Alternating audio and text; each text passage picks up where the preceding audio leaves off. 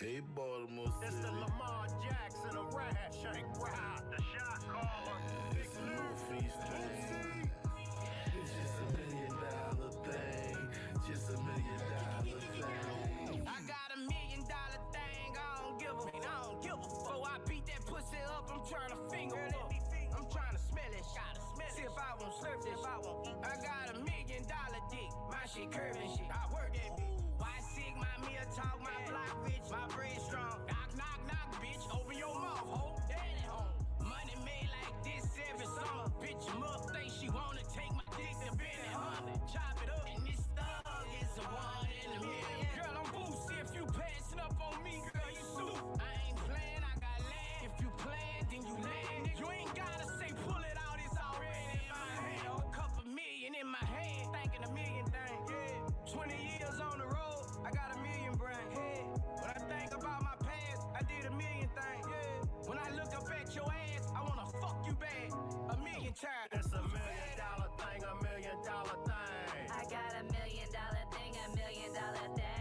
It's $1 million thing, $1 million. Hey dude, what are you doing? I'm an Uber driver, waiting for a passage. Can I see your driver's license? For real, I ain't showing you shit. Excuse me? I need to know who you are and why you're in this neighborhood. Man, this Dusty Karen got me fucked up, man. Excuse me, did you just say what I think you said?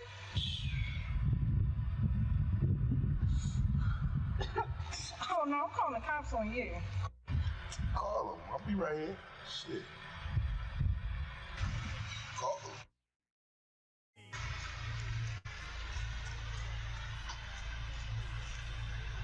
Yes, 911. There's a strange looking black man sitting here saying he's an Uber driver, but he won't show me his driver's license. I'm sorry, ma'am, but has he committed a crime? Yes, those guys commit crimes all the time. All I simply did was ask him to let me see his driver's license, and he blew smoke in my face. Get a life and stop making false reports, or I'll send an officer to arrest you. What you see is what you get. Let me do my thing. Karen was tripping again, I see. Man, that motherfucker, I swear.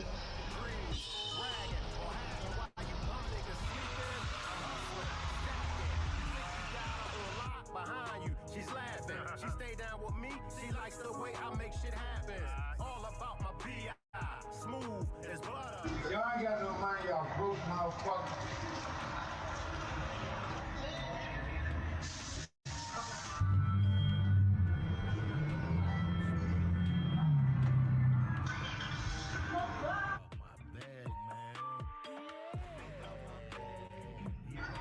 What's good with you? It's good, how you doing? You doing good? Hey, you know, I see you doing your thing around here. Guess what though? Some changes going on around here. I need all that. Brother, let me just drop a little knowledge on you, all right? It's not a young against the old. What? Just listen to me, I know where you trying to take this at. But during my time, the OGs was the older gentleman, not original gangster. You understand what I'm saying? The word original gangster came from the older gentleman. The older gentleman would sit us young gentlemen down and give us knowledge, teach us the do's and don'ts in the game. You understand what I'm saying? Teach us how to make money and invest our money. But first and foremost, they would teach us how not to make the block hot. You understand? See, you got it twisted. You got this thing backwards, man. You trying to beef with me. You trying to come up against me when you could get with me and we could get this money together. Yeah, real. Understand all that, but this ain't no Black History Month. You know what I mean, dummy? It's new shit. This is my shit. What's up with this dummy shit that y'all keep saying? I mean, on the real, dummy. It is what it is, man. It's a new school now. We got this. We taking over. Yeah. So what it's gonna be? Young brother, when you want to talk to me like you got some sense, then I can tell you what it's gonna be. But until then, go handle your business. Do your thing. You don't only talk once. Even as the city faces a shocking level of violence.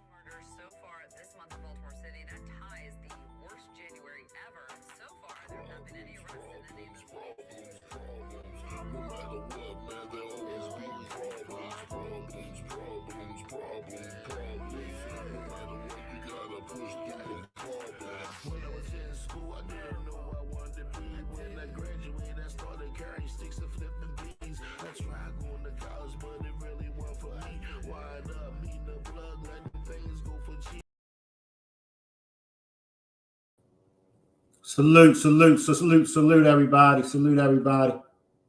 Glad to see everybody pull back up. Glad to see everybody pull back up. Salute all moderators. Salute Rock Squad. Salute Rock Squad. Also, salute everybody that's in the trees, the skies, and them haters that's in my bushes. Salute. So, as y'all know, most of y'all that had or got a wrench on the main page might not have a wrench over here, but some of y'all that don't have a wrench over there, y'all might see yourself with a wrench. So let me just jump into the chat and then let's get on with this demonstration. Tonight's demonstration, this is the all-night marathon, y'all. This is an all-night marathon. No unturned stones. The Bernard Robinson interview. We're going to be chopping up the interview that Shanquila Robinson's father gave. So let me salute the chat. Salute everybody. Welcome y'all back. Welcome y'all over here. Salute Miss Parker. Salute Miss Parker. Salute LaDane. Salute LaDane. Salute Antoinette.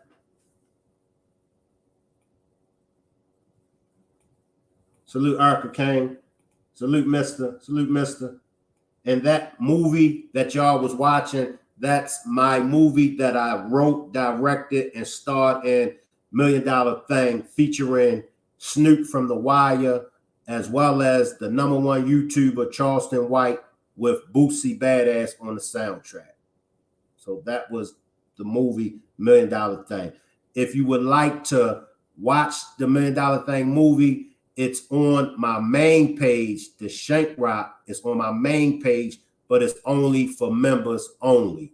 So if you would like to check out the $1 Million Thing movie, you'll have to purchase a new membership. All right.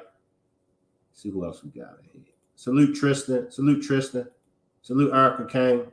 Salute. Salute Sylvia. Shirley. Made in Texas. Renee. Salute. Salute everybody. Salute Yvette Stewart. Salute Shreen. Salute Shreen. Salute No Bias. Salute No Bias. So I'm going to drop the link. If anybody want to hit the panel with me, feel free to hit the panel. Salute my B. Salute my B. Salute Ruby Lee. Salute Ruby Lee.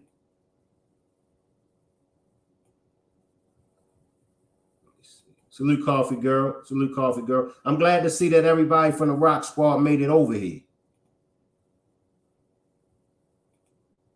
This way we're going to be doing our Saturday all-night marathons on this channel right here on this page.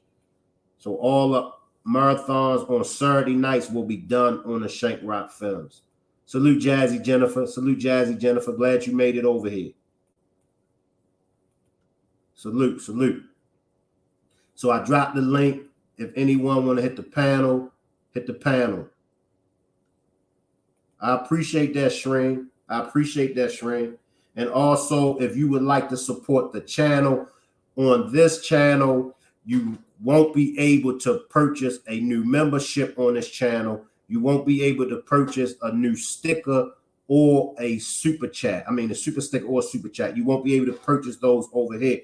However, you can send a donation to my Cash App. My Cash App is $ERICMCINT.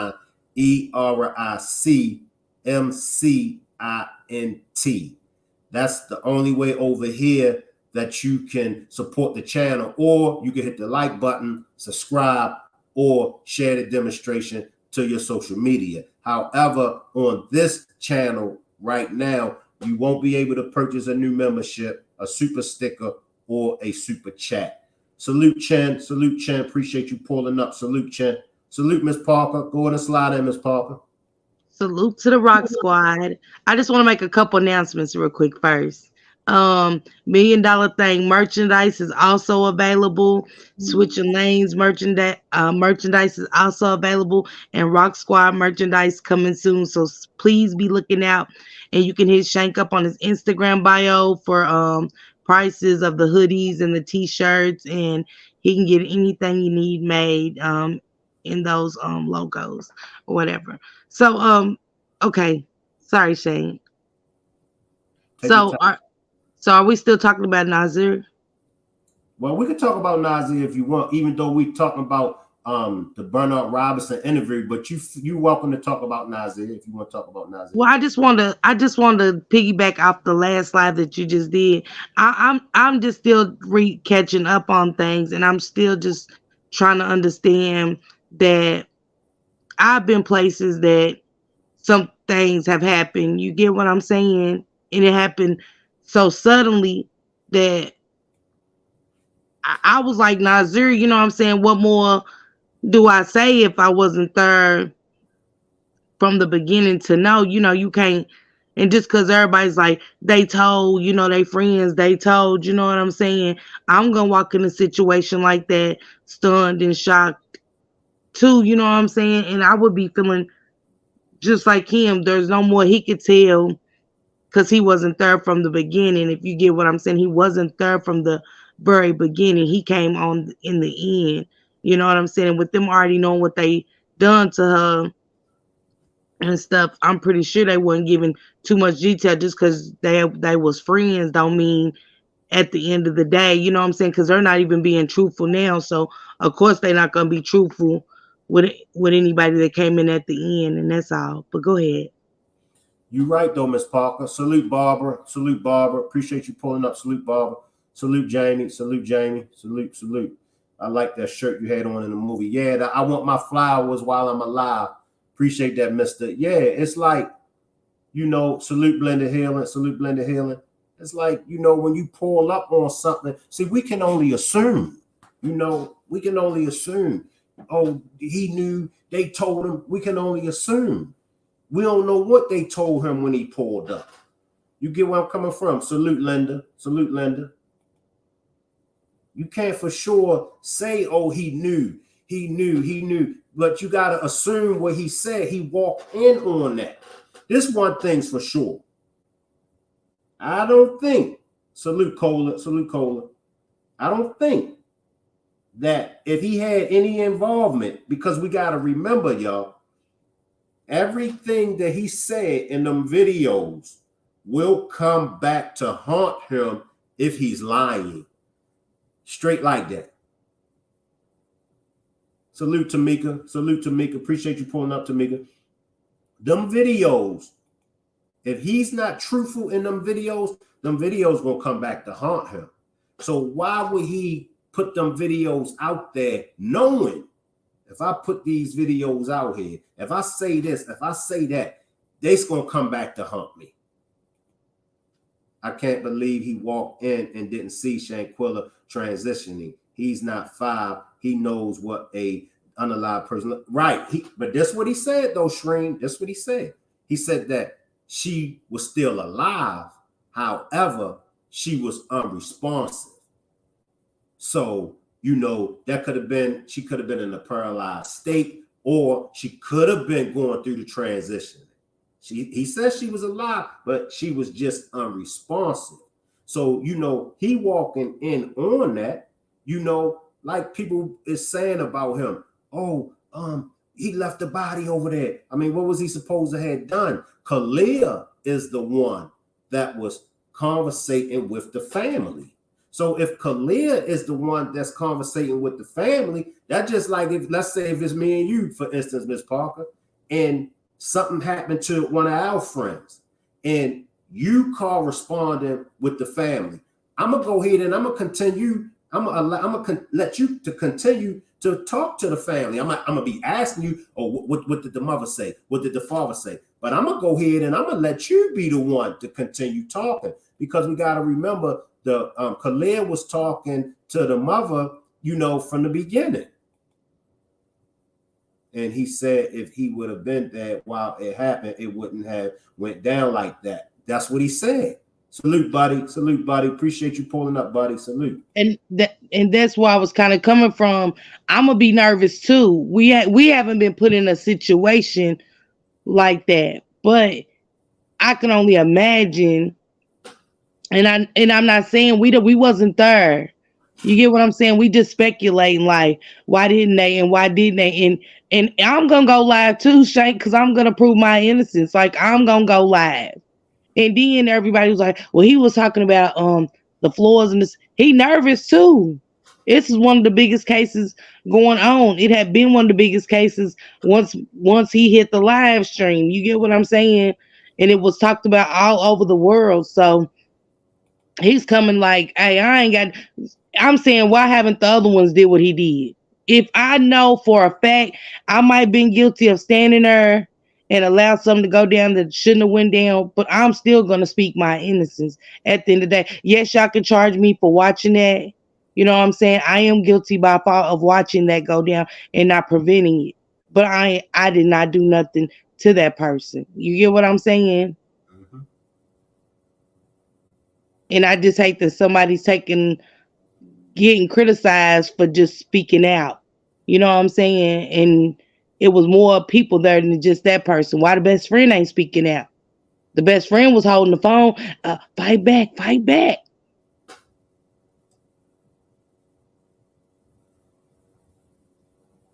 So, that's it. It's one of them situations. Shreen says, I was in many situations where I saw strangers in danger and stayed around to see if they were okay. They did her dirty. He's not a man. While moving her from the game room, she didn't walk to the living room. Salute, Shell. Appreciate you pulling up. Salute, Shell. We are all human. It just, like I said, y'all, it just depends on the circumstances, and it just depends on the situation. Like, yeah, we all can say what we would have done. I could say a whole lot of stuff that I could have done if it was me in that situation.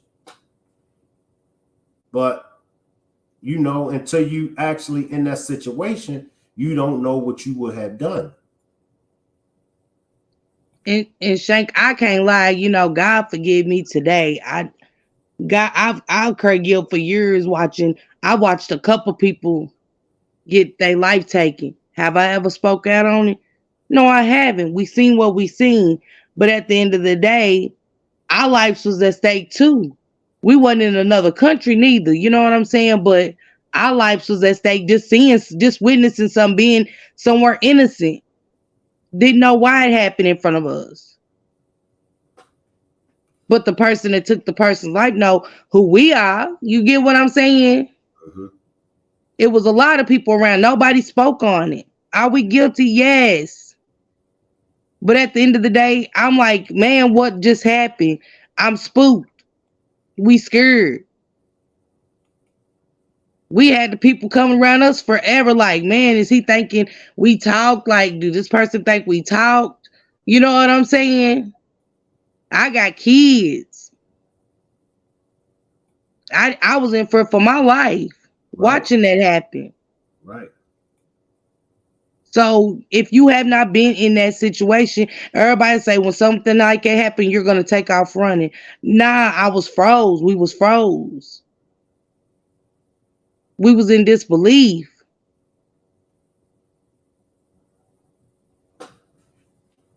Salute, Pamela. Salute, Pamela. Appreciate you pulling up. Salute, Pamela.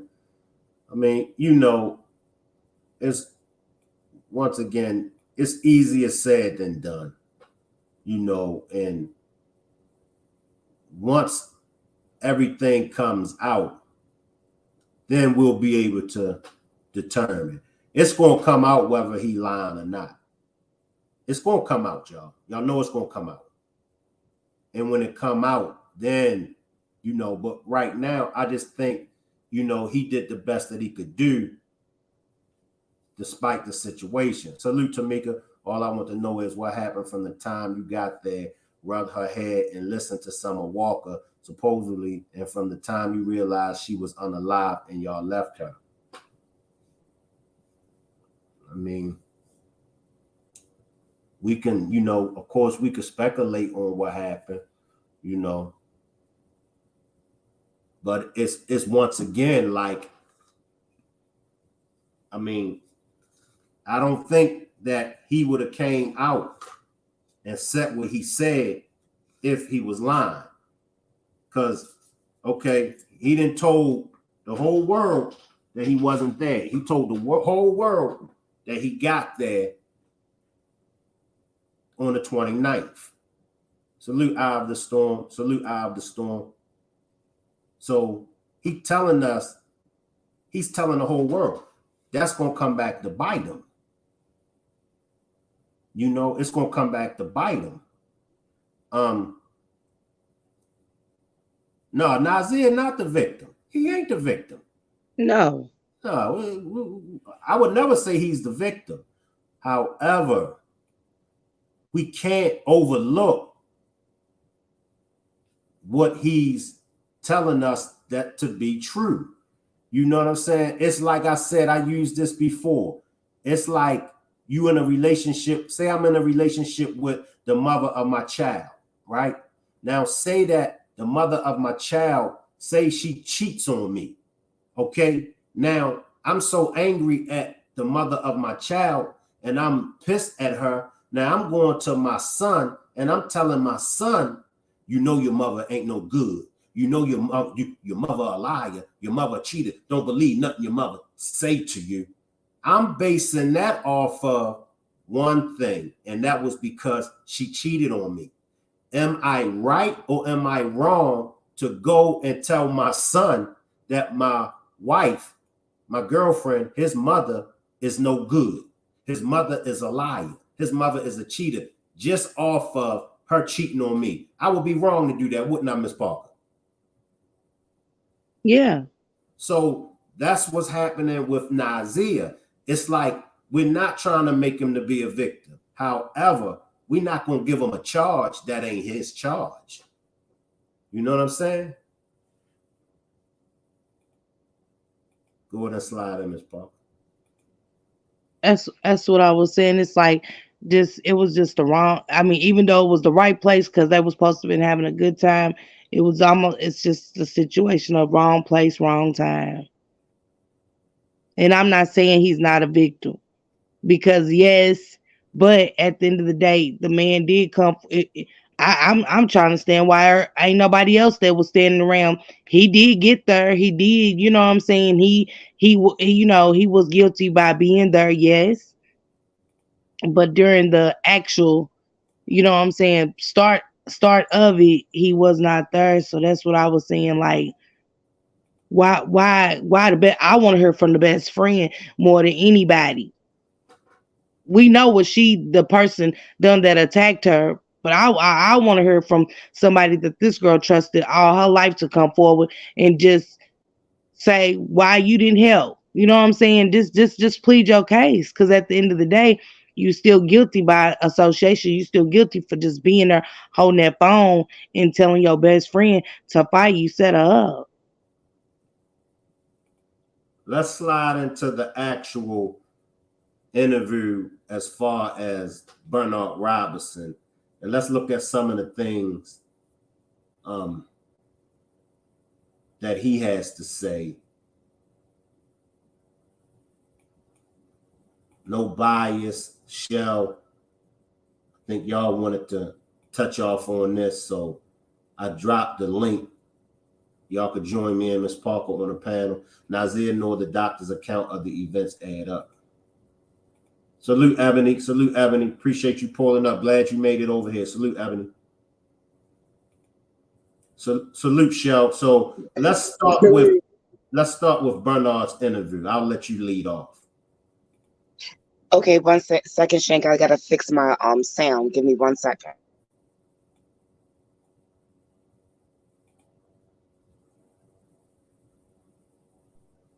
Okay, so you want to start off with Mr. Bernard.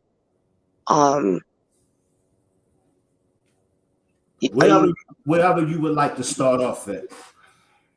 Well, I think last night when we were talking on the panel, the Mr. Bernard came up and about like his interview, and we thought it would be good. This would be a good time since it's been a while to go back and revisit it, so that we can refresh our memory, as far as what he said. So I'm ready whenever you are. Oh, and you know what? I'm sorry. And also I said salute, Miss Parker. I forgot to say to you, salute to you. Hey, Shell, salute. Okay, so let me know, Shank, you're gonna pull Mr. Bernard up, and then we're gonna like listen to a piece of it, and then kind of like talk to the chat about it. Is that what you want to do? Yeah, we can do that. Or otherwise, I think I can put it on mine and just play the sound if you want. Okay, go ahead. Show, play it from yours. Salute the dang. Salute the dang. All right, hold on for a sec. I just gotta get back to it. Hold on. Sorry, Shell. Did you read your disclaimer? Let me read the disclaimer here.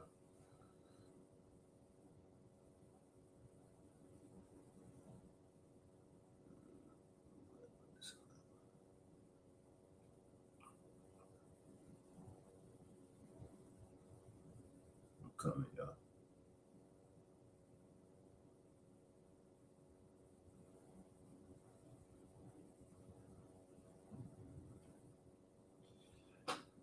Disclaimer, copyright. Disclaimer under Section 107 of the Copyright Act of 1976. Allowance is made for fair use for purposes such as criticism, comment, news reporting, teaching, scholarship, education, and research. You can slide in, Shell. Okay, I'm just trying to get it to, how the beginning is like take your time. Take your time. All right, hold on.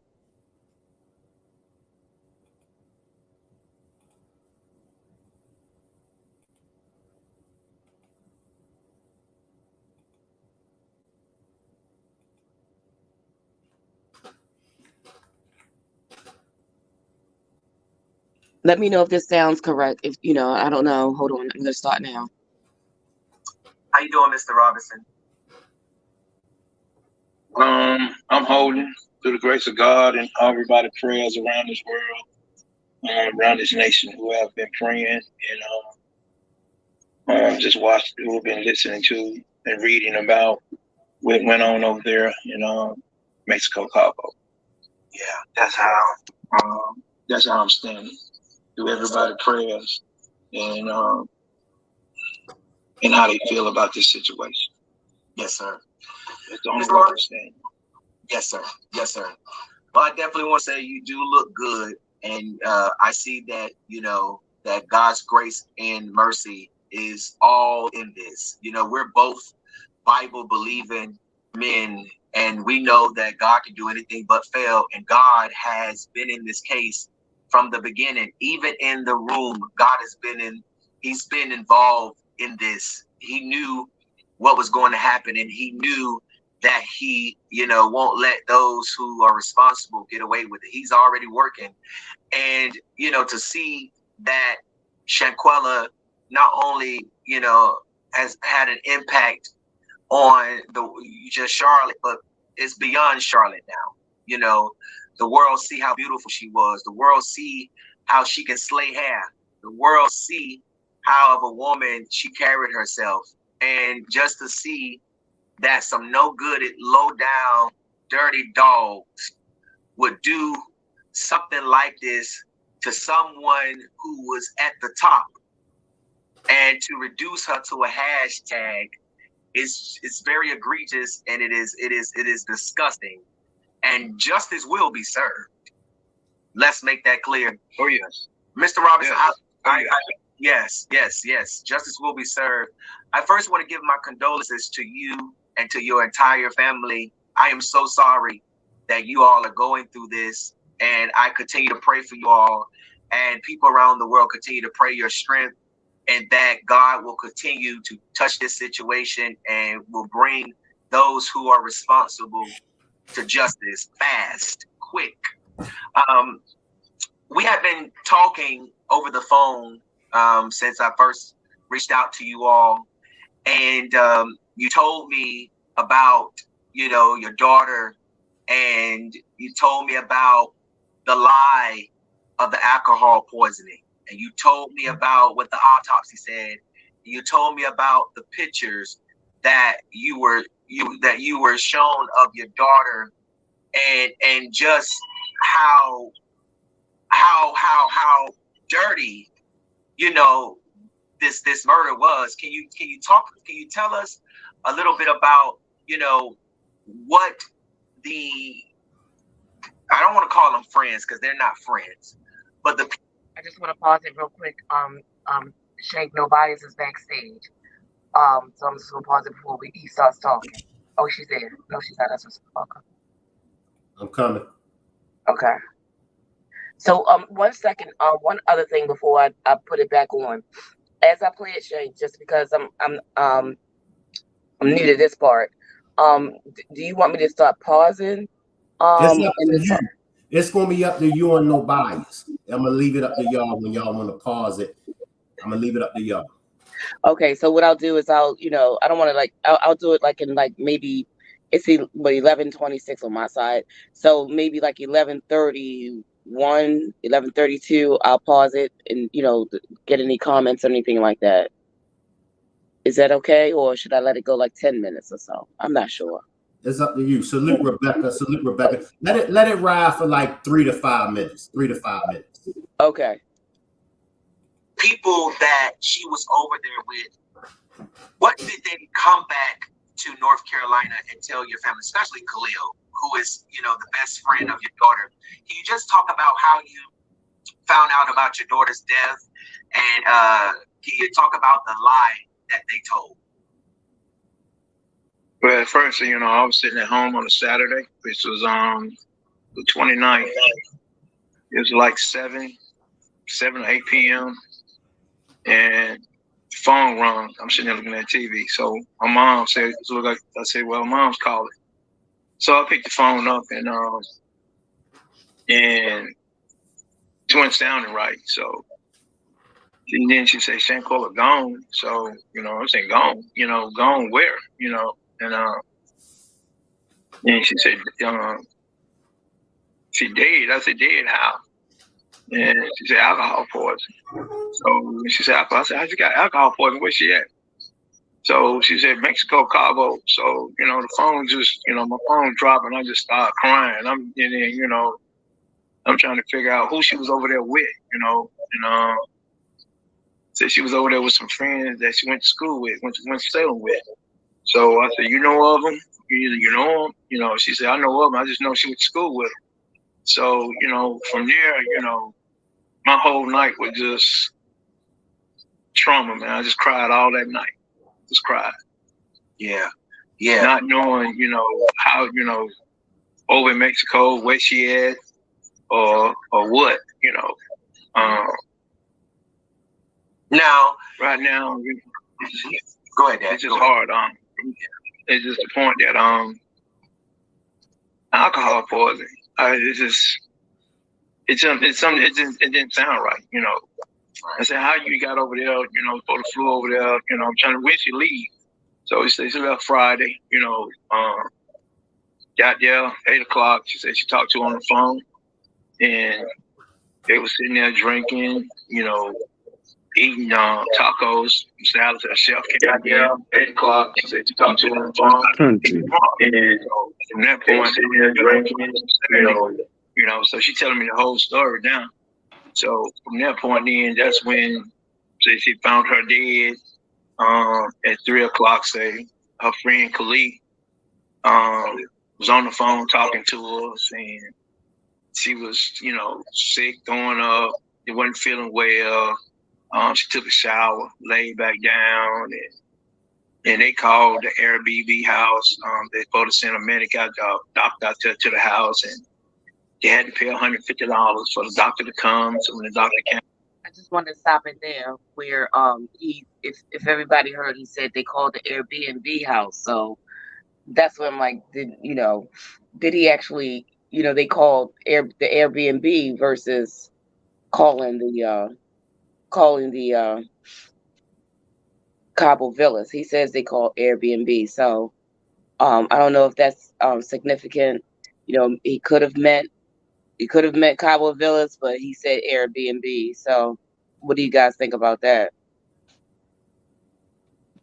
possibility that he could have, you know,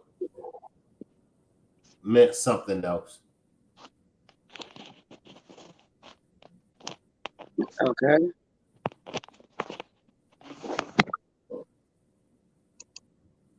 And they had to look at her, try to put an IV in her arm, and you know, said the IV popped out and she went into a seizure. You know, that's what Khalid telling, you know, her mom's all this right here now. So Right. I'm trying to figure out, you know, I'm listening to the conversation, so I'm trying to figure out, well, you know, why Khalid, you know, didn't give you the phone or let you hear the doctor. Then Right. one of them in the house, one of them told her she need to wire $5,000 over there so they can take her to the hospital, or so she be able to get in the hospital. I say, $5,000 for what? I mean, she's got insurance. She always had insurance. Right. So from that point, that's it. So then all of a sudden, money came. Okay. So with that, I guess that's where we got the, because you know when she said, when mom talked, she said that they said that it cost $5,000. That's why they didn't take it. But dad says dad did say dad says they asked for the $5,000. So I guess you want to elaborate on, talk about that, like as far as what we heard mom say versus what we heard dad say. We can, if y'all want to chop it up, we can. I just want to say, I was just saying that maybe that's where our differences came, because when mom told her story, she said that was why they didn't go, but dad says that they asked for the $5,000 to be wired. So, that's a difference in the story. No bias. Anything.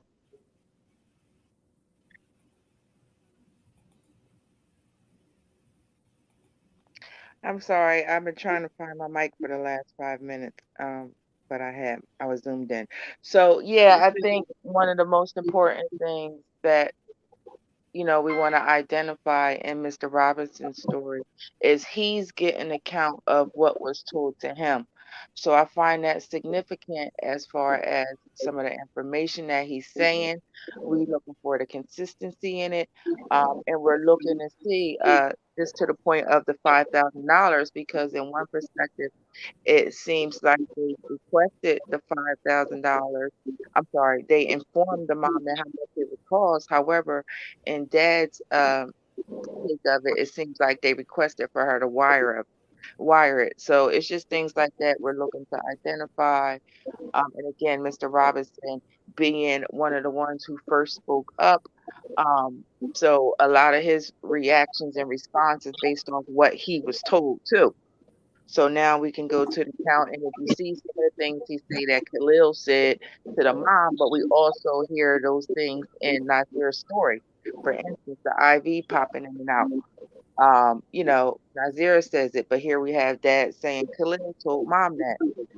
So we can kind of look at if that was the story that was told to Nazir, or if it was something that he came up with the group. Just things like that. Okay, and salute Mel, salute. Salute Mel. All right, so let me go ahead and play again.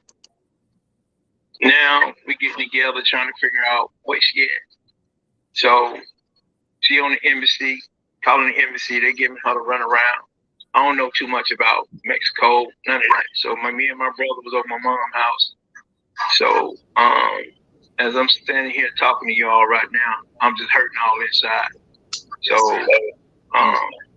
my mind is really on my daughter, but I'm sitting here telling what was told to me. So what I had to do, in which I know it wasn't but God that led me to her. So me and my brother got on that phone and started Googling all the funeral homes that was over in Mexico. So we came over to the funeral home, Riviera funeral home over there. And first we called a guy to the phone. He didn't speak English. So we called again, and another young lady answered the phone. And her name was Elizabeth. And from that point on, she said, I asked her, you have Shanquila Robinson? over there. She said, yes, sir. Like, Miss Robinson, I'm sorry for your loss. And so from that point on, she said, Mr. Robinson, I'm gonna stick with you until I get your daughter back to the States. So that lady was like an angel. So a lot of paperwork had to be done. Her mom sent the paperwork was already in the system. So I called her back. She said, yeah, I got the paperwork. I need a release form so I can release the body to you. And so we did that. And the bill came up and everything. So I wired the money over there, you know. After I wired the money, they got the body. So did the paperwork, and it'll take a while for that paperwork to get done because they transfer everything over to England. Yeah. So she got back here last Thursday, around about 5 o'clock. So I'm sitting there in the funeral home. As soon as that door opened and that box came in there, we were in it, man, you know. Just cried like a baby. Yeah. Didn't even want to leave out the funeral home. My brother pulled me out of there, you know. I'm sitting there, you know, looking at her, seeing, you know, a knot on her head, her eyes swole, cut lip, and, you know, just, you know, no alcohol wasn't going to do all that, you know. So that's just something not adding up right here.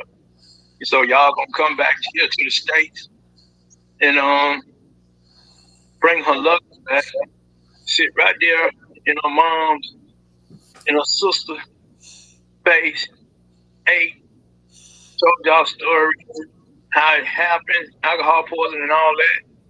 And then, you know, 2-3 days later, when that report came back, your daughter didn't die of no alcohol poisoning. She died, it was trauma to her neck and her spinal cord. It was broke. So that's when I just had it. I said, no, I said, baby girl, your daddy is not gonna let you die in vain. I will get justice for you. Right. Yeah. Yeah. I will get justice for you. So, you know, going forward, I didn't let up. I did not let up not one bit. And I know the grace of God has got everybody out here who caring and loving and everything and giving me the strength that I need to stand on this. Because I've been crying, I've been having my moments, you know, I really can't sleep because that was my heart. You know, it's a big hole. You know, y'all done came back here. Y'all got kids. I think some of you all got little kids from what I heard. I don't Yeah, he sent me a message. Ain't no can do that. social media, Twitter, all that. He said, James, give me a... Yeah. So I'm more of a person. I'm just laid back in the back scene. But all at the same time, her father has been here all along. Her whole 25 years she's been on this earth. Yeah. It's been her dad and all her friends who know me would tell you. Her dad. Yeah. Her dad. I know for a fact. I know she probably called out for her dad. And for her to go out here and suffer like that. I mean, for her to suffer the way y'all did, you know, to beat on her because she's not a fighter. It's not a fighter at all. Right. Yeah. And it's a shame, you know, for y'all men to be sitting in the room, the video I saw. Yeah. For y'all men to be sitting in that room and y'all let this go on, ain't do nothing. And Khalid, you supposed to be her best friend for 5 years. 5 years. Friend. Now I want to. Y'all supposed to be friends. Yeah. Friends just don't do that. Yeah. Not at all. You know. Yeah. Yeah. Do y'all? You know, I understand y'all parents. You know, your parents ain't even reached out to me, or I don't know if you reached out to her mom or not, but your parents ain't reached out to me. You all ain't reached out to me. So, you know, I say something ain't even adding up right here. But I just ask God to give me the strength and bring me justice. Show me what really happened over there, Lord. That's all I ask. You know, I'm not perfect, but I know definitely where my help comes from. Yes. I know definitely where my help comes from. Yeah. And God has been moving. It's been moving. Yeah. Okay, so that's the next 5 minutes of that. Sounds like in this part he says that if we're looking at a timeline perspective, she everything, you know, after he sent the money over, she came back on Thursday. So excuse me, so I don't have my calendar in front of me, But we look at it, I guess the 29th was the Saturday, 30th was Sunday. To show the day he's talking about, when I figured out the timeline, he's doing this interview on the 19th of November. So when he say that her body returned to the funeral parlor last Thursday, that would be the 10th of November. So Okay. just perspective, the 10:29, he got the phone call. On 10:30, that's when we heard him just give the account of what he was told by the mom. And then on 10:31, after hearing all that, now we 2 days later, we're at 10:31 on that Monday when him and his brother is at his mom's house Googling the funeral parlor. And then he talked about the paperwork, the release form, wiring the money, and then now we're at the Thursday she got back, which is November the 10th. What day was her service? November the 19th. Okay. All right, so that puts things in. So Thursday, November 10th, she comes home then. Right, and that's when he said he noticed the knot on her head, the eye swollen, and the busted lip. Okay. Anybody? I see we have Pam. James is gone. He was up here. Salute, Pam. Salute, panel. How are you this evening? Doing good. Doing good. Salute. Let me slide. James, you could come back. I was just saying that there can only be 6 of us up on the panel. So for everybody that's wanting to come up, I can only have 6 on the panel. All right, go ahead and slide in. I think it was Pam. Go ahead and slide in. My computer was messing up in the beginning of that segment, Shell. Okay. Did Mr. Bernard say anything about not knowing Khalil personally? I can go back. I think he said he spoke on Khalil and who called, but I don't think he got to the part of who he knew and who he Turn it didn't. on, but I can turn my phone down. Turn your phone in. I'm on to the other phone. Okay. Salute, James. James, salute.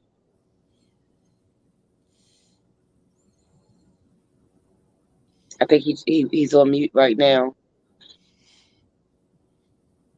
Pam, you wanted me to replay anything? I had heard that Mr. Bernard did not know Khalil, and I wanted to speak on that. Of course, Khalil would not present himself at any time to Mr. Bernard. Khalil had an agenda, and Mr. Bernard would have peeped him a mile away and pulled Definitely. Shanquila's coat. And that's why Khalil never went to see Mr. Bernard, never met Mr. Bernard, never interacted with Mr. Bernard, because Mr. Bernard would have been able to see through him. I agree. Yeah, I agree too. Anything, Mel, before I hit the play again? Oh, excuse me, y'all. No, go ahead, Shell. I concur. Okay. All right. Let's go. Shell, can I Dad went over the details again because I just want to make sure that we keep this information in our mind as Dad retold what was told to him. So on 10:30, which was the next day, he was told the same thing. The first call that mom got, she was sick, she was throwing up, she's not feeling well. She took a shower and she laid back down. And then she got the call, like you said, they called the Airbnb house. I'm sorry. They said they were sending a medic and a doctor over. They had to pay $150. The doctor came and looked at her. They tried the IV, it popped out. She went into a seizure. And again, this is everything that Dad was told on October 30th. All right, go ahead. Okay. And then Shank, did we already put the disclaimer up in the chat? Yeah, it's in the chat. We good. Okay. All right. I'm ready. And Gerald, the way God moved in you, when you say you called that Monday morning, I know I had prayed, say prayer, always pray. and it's just how everything just going, it's just everything just coming. Chill, can we stop right there real quick? You know, Okay, hold on. and you know, Okay. Again, and keeping up with the timeline, Dad said that Gerald called him that Monday morning. So I believe that Monday morning would be that Monday morning would be the 13th. I'm sorry, the 14th, y'all, the 14th. So just keep that. Is that the day that Gerald posted the story as well? I So thought now the story came out the 16th. he told the 14th is when the days he put the pictures up and he first introduced the story to his platform. Okay. So this is why this is important, because again, if we're keeping up with Dad's timeline, her body came on the 10th. By that Monday morning, he got the phone call from the platform. So now we at the 14th, the day it goes on the platform. But mind you, Dad had already spoke to the news and everybody too. We can get back to that based off of Queen City news dates. But the 14th is the day he was introduced to the other platform.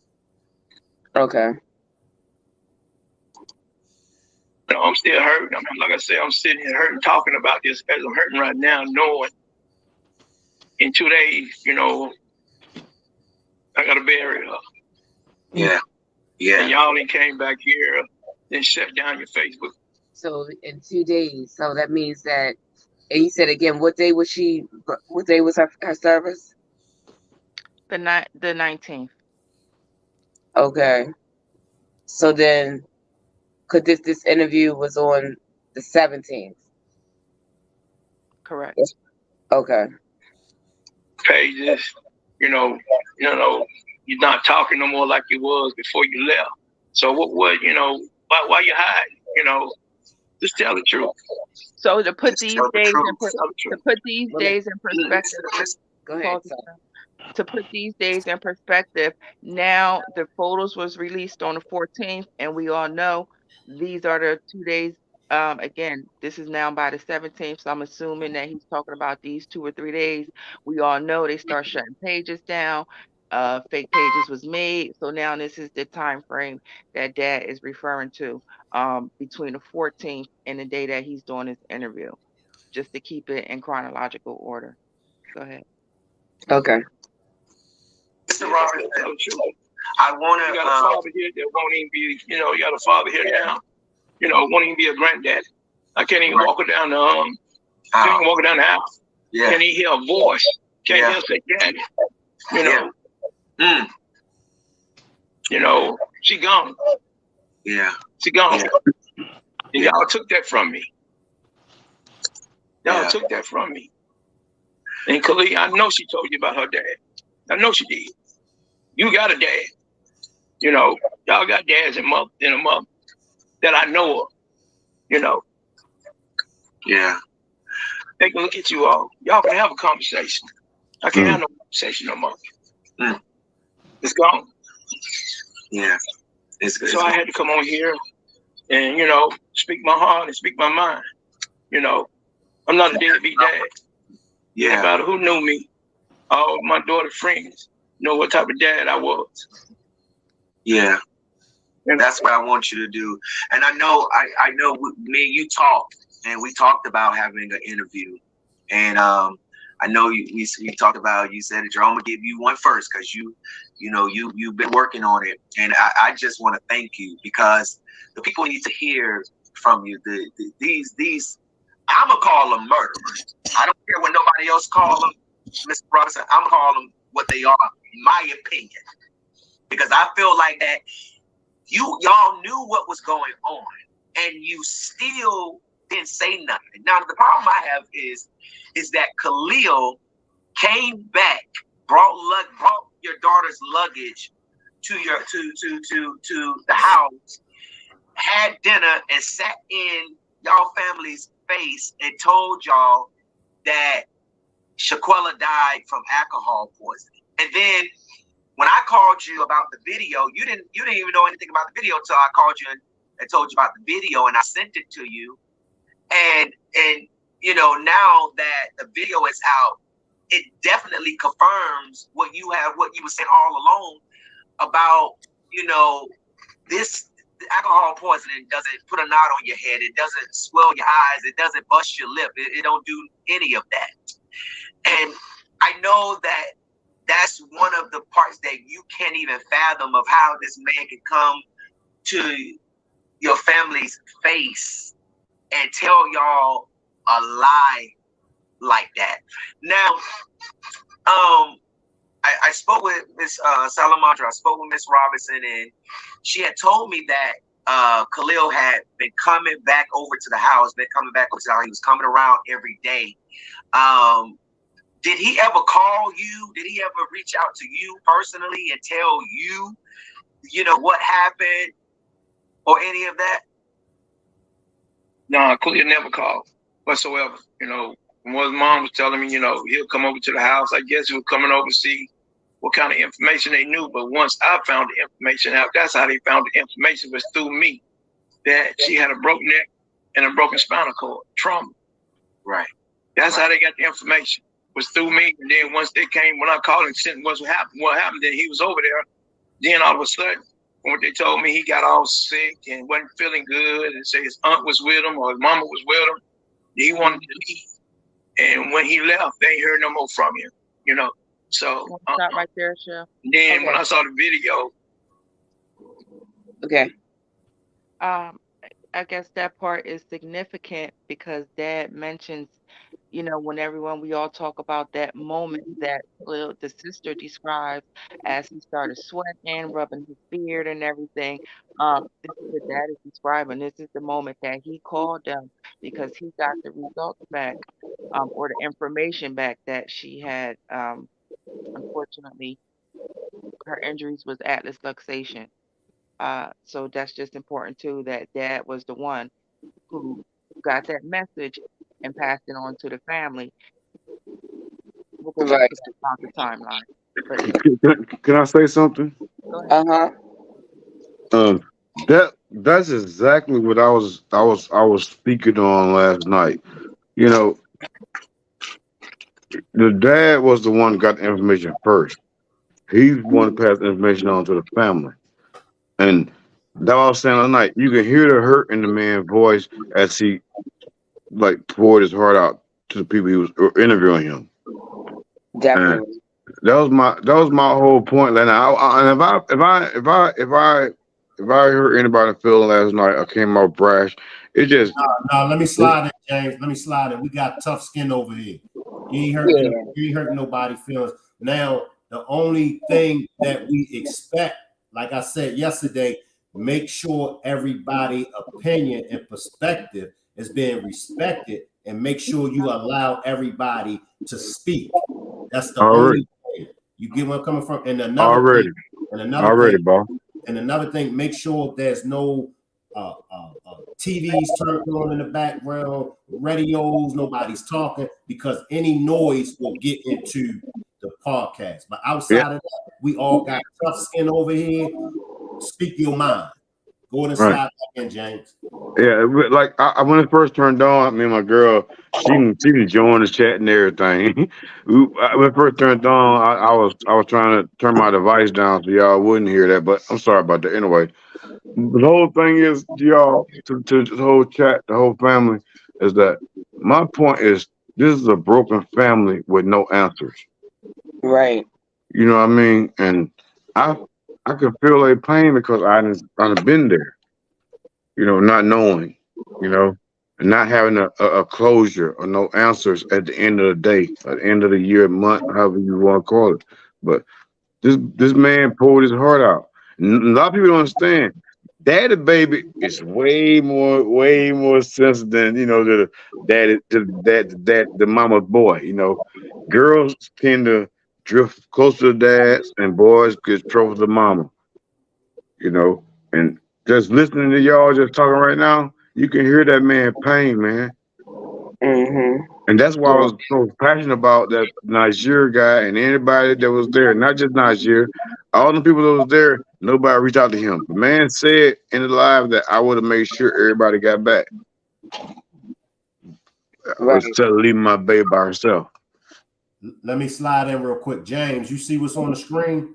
Yes. Yeah. Hi, James. I value your opinion, but can you refrain from calling us sweet? That's just a term of endearment, ma'am.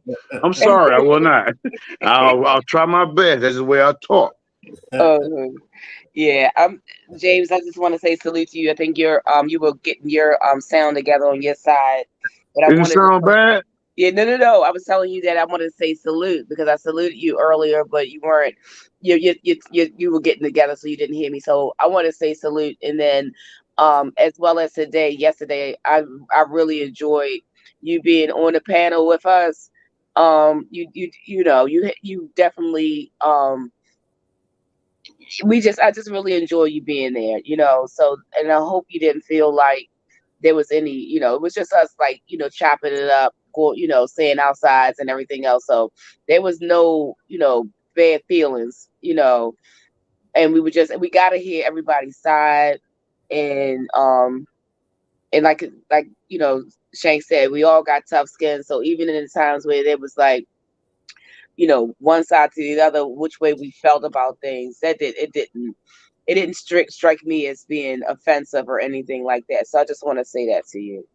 Yeah, I appreciate it, Chef. I mean, I was emotional. I ain't gonna lie, I got my feelings. You know what I'm saying? I usually wear my feelings in my sleeve, but when you're conversating with a group of people, me myself, even with one person, and anybody on this panel, anybody that's in the chat, just know that I didn't mean to hurt anybody's feeling. I just want to get a point proving that all I care about is that the baby was left. Not calling y'all babies. I'm talking about her, Miss Shalon, what her name? I used to say her name. I'm talking about Shanquila. Right. And my whole point was that I just want everybody to understand my perspective that she was left alone. I'm not judging anybody on no level. I'm not judging them person that was there in that village. What I'm saying is my hurt part is that they left her. That's my whole point. Understood. Understood. We like Miss Parker say, everyone can agree to disagree, and that's facts, Miss Parker. You're right, Miss That's what Parker. we do over here. We agree to disagree, and we keep it moving. We love to hear like it. I always say like you gotta have diverse opinions because if it's just one sided, like it's not good. It's not fruitful. Right. It's not a fruitful conversation if everybody is saying the same thing. So everything you had to say was very much appreciated by me, and I know by the Rock Squad. So don't feel no type of way or anything. That's how we chop it up, and even the ones that when we all agree on one point or several points, and then we'll hit a rock and roll where we like, no, I don't think that, so don't feel no type of way, and it's all good. It's all love over here. Yeah, and I mean, I joined this site because I see everybody. I've been on a few sites. I've been on like I ain't gonna call nobody name, but I've been on a few sites, and I like this one because everybody has an opinion, right? And I noticed that nobody was called out on anything they said. So my girl asked me, say, you was going in the kitchen to get some water, and all of a sudden you on the line because I was listening. I was listening, and it caught my attention because I was like, wait a minute, wait. In my heart, I'm like, someone is missing the point. The whole thing of it all is this baby was maimed and harmed and left by herself. That's my whole point. I care not what nobody think about James. It's not about me. It's about this baby. Right. Can I slide in? And James, you said it not too long ago. The most important thing that I think everyone who comes to the situation is they do come to it with passion. And with their passion, again, we all have our reasons for feeling connected to it, for feeling drawn to it, and things of that nature.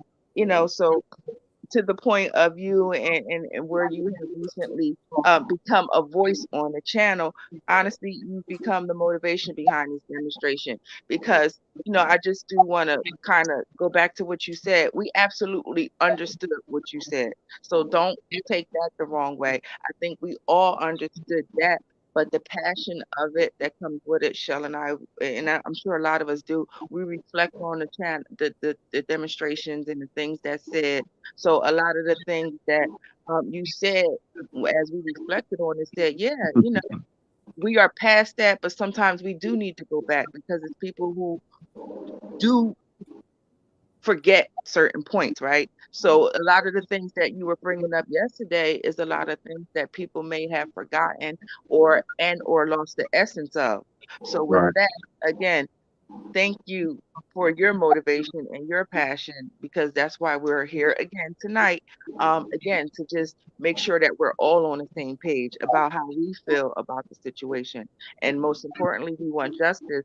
But again, at the same time, as we go through our different theories, we have to go through different facts and opinions, misinformation, and decipher how we get that justice.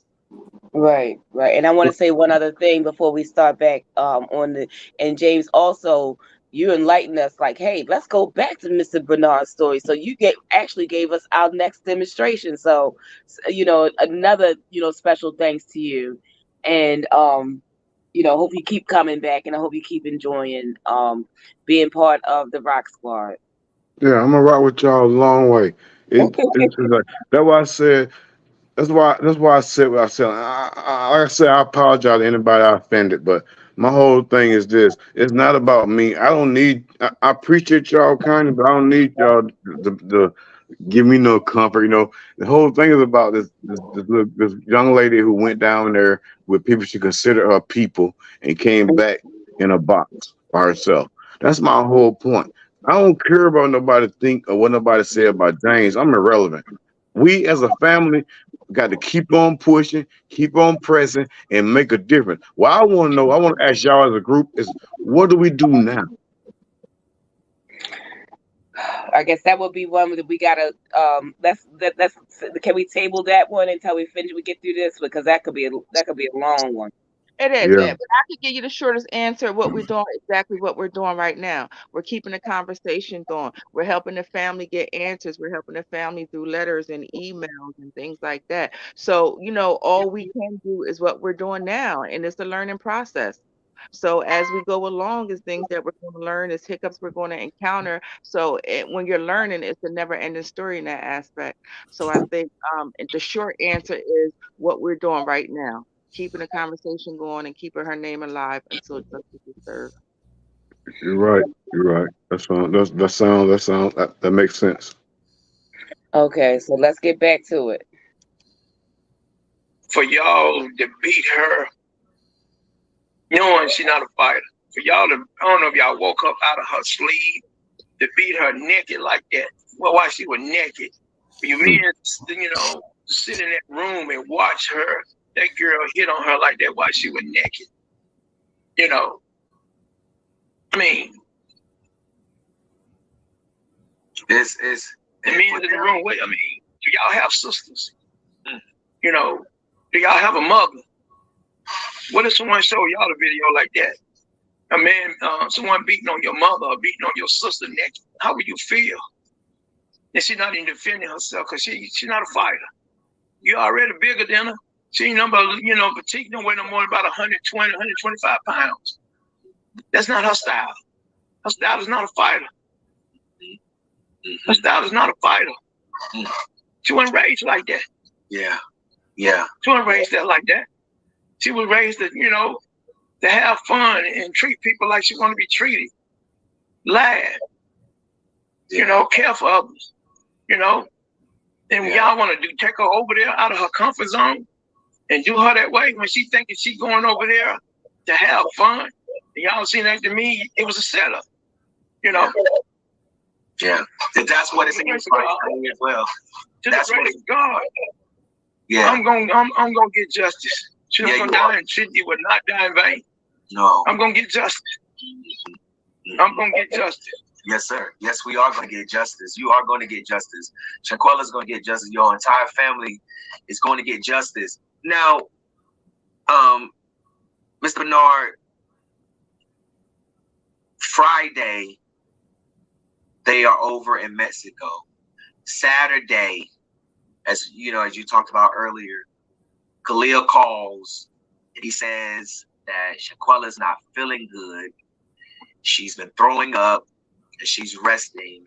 And then he calls back because Salamanca told me that, she told him, just, keep an eye on her, just keep me updated on what's going on. And then he calls back and says that they are trying to resuscitate her. And you're trying to understand, well, what's going on? And then he comes up with this alcohol poisoning bullshit. Now, and I understand that the FBI is now investigating. You have been in contact. Your entire family has been in contact with the FBI. But have you learned anything as far as the Mexican police seeing any type of bruises on her when they got there? Did the medics observe anything, different, about her when they got there for them to, allow these people to leave a room, after saying that she had alcohol poisoning and then tending to her body, and it's obvious signs that, she was beat. Have you learned anything? I mean, has any information been communicated to you that the Mexican authorities or the doctor or the medics over there saw any of those signs on her? No, as of right now, I'm just waiting for all that information to come back to me. Yeah, you wait for all that information. When all that information come back to me. Right. From what I saw her, when I saw her in that cat, when I saw her laying there, they rolled her in the funeral home. I mean, we saw the bruises. Right. We saw the bruises. Right. Yeah. I don't know. She was in her pajamas, her flannel pajamas, pants, and a shirt. So I don't know if they put that on her or who put that on her, But I don't just see how can y'all sleep. I don't see how all of y'all can sleep. I don't see how can all of y'all go about and do y'all daily duties and sit there knowing what y'all did. Yeah. Knowing what y'all did. Right. Now, I understand, Mr. Bernard, that you're waiting for more information as it relates to that. Now, the death certificate stated, now the video shows that there was a fight in the bedroom. It's early morning outside if you look at the outside in the video. But the death certificate stated that she was found in the living room. But the video shows that a fight was inside the bedroom, and I do know, and I communicated with you from a source, that there is a second video, because obviously, Shanquila is on the ground with her head down. So, I mean, you could tell that she's still alive. But then other information that we learned today about Winter Donovan grabbing her around her neck and slamming her and her not getting back up. I think that's, and I have a second little short clip on that, but I'll stop it there. This is when the journalist goes into that there's a second video. I have another clip when he said that he had verified the source, and and because he does that all the time, which I will say that, from what I watch and see of him, he does. So he had also, in addition to this, I can play that later, or if I can play it now, I don't know what's best, Shank, when he actually says that he verified everything as far as, and there is a second video. Should I go to that real quick, Shank, or keep playing this part? Yeah, you can go to it. All right, hold on for a sec.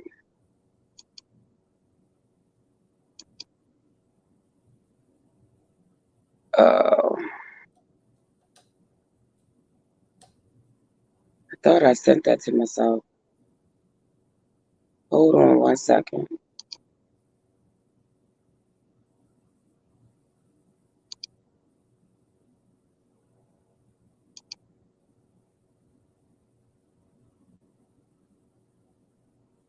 While she looks for it, I guess again we'll just think about the idea of the video in question and what he's saying, the details of it. So I know we've all mentioned that, yes, the second video from a person, a longer version of it, or other things that's happening. But the point of, going back to some things that were said in the beginning, the consistency of it, the sources of it, and one of the things that's a huge gray area even to this day is that second video that describes Winter actually being the one slamming her. Okay, I found it, I think. Hold on for a second. And this is just a clip. People in the video and a source that came forward to the NCBTA that we have confirmed to have been legitimate. I vet all of my sources. Okay, this source is legitimate, and the allegations that have been alleged. There is a second part. There is a second part video to the video that we saw. People. So that was the part where I just clipped that one part when he said he vetted the source and that. Let me play it again. Hold on. He said he vetted the source and that there is a second part to the video. People in the video and a source that came forward to the NCBTA that we have confirmed to have been legitimate. I vet all of my sources. Okay, this source is legitimate, and the allegations that have been alleged. There is a second part. There is a second part video to the video that we saw. So, any comments on that part? I can't see. I gotta put my glasses on to see the screen. Let me slide in first and slide in. Wait a minute. Y'all throw up some prayers for LaDame. She's not feeling well. Hope you feel well, LaDame. Throw up some prayer hands for LaDame. Oh, I hope you feel better, LaDame. I hope you feel better. So LaJessica says, so I wonder why he didn't get the video from them. Probably by this time, I'm thinking that they got lawyered up, and the lawyer probably told them don't release it.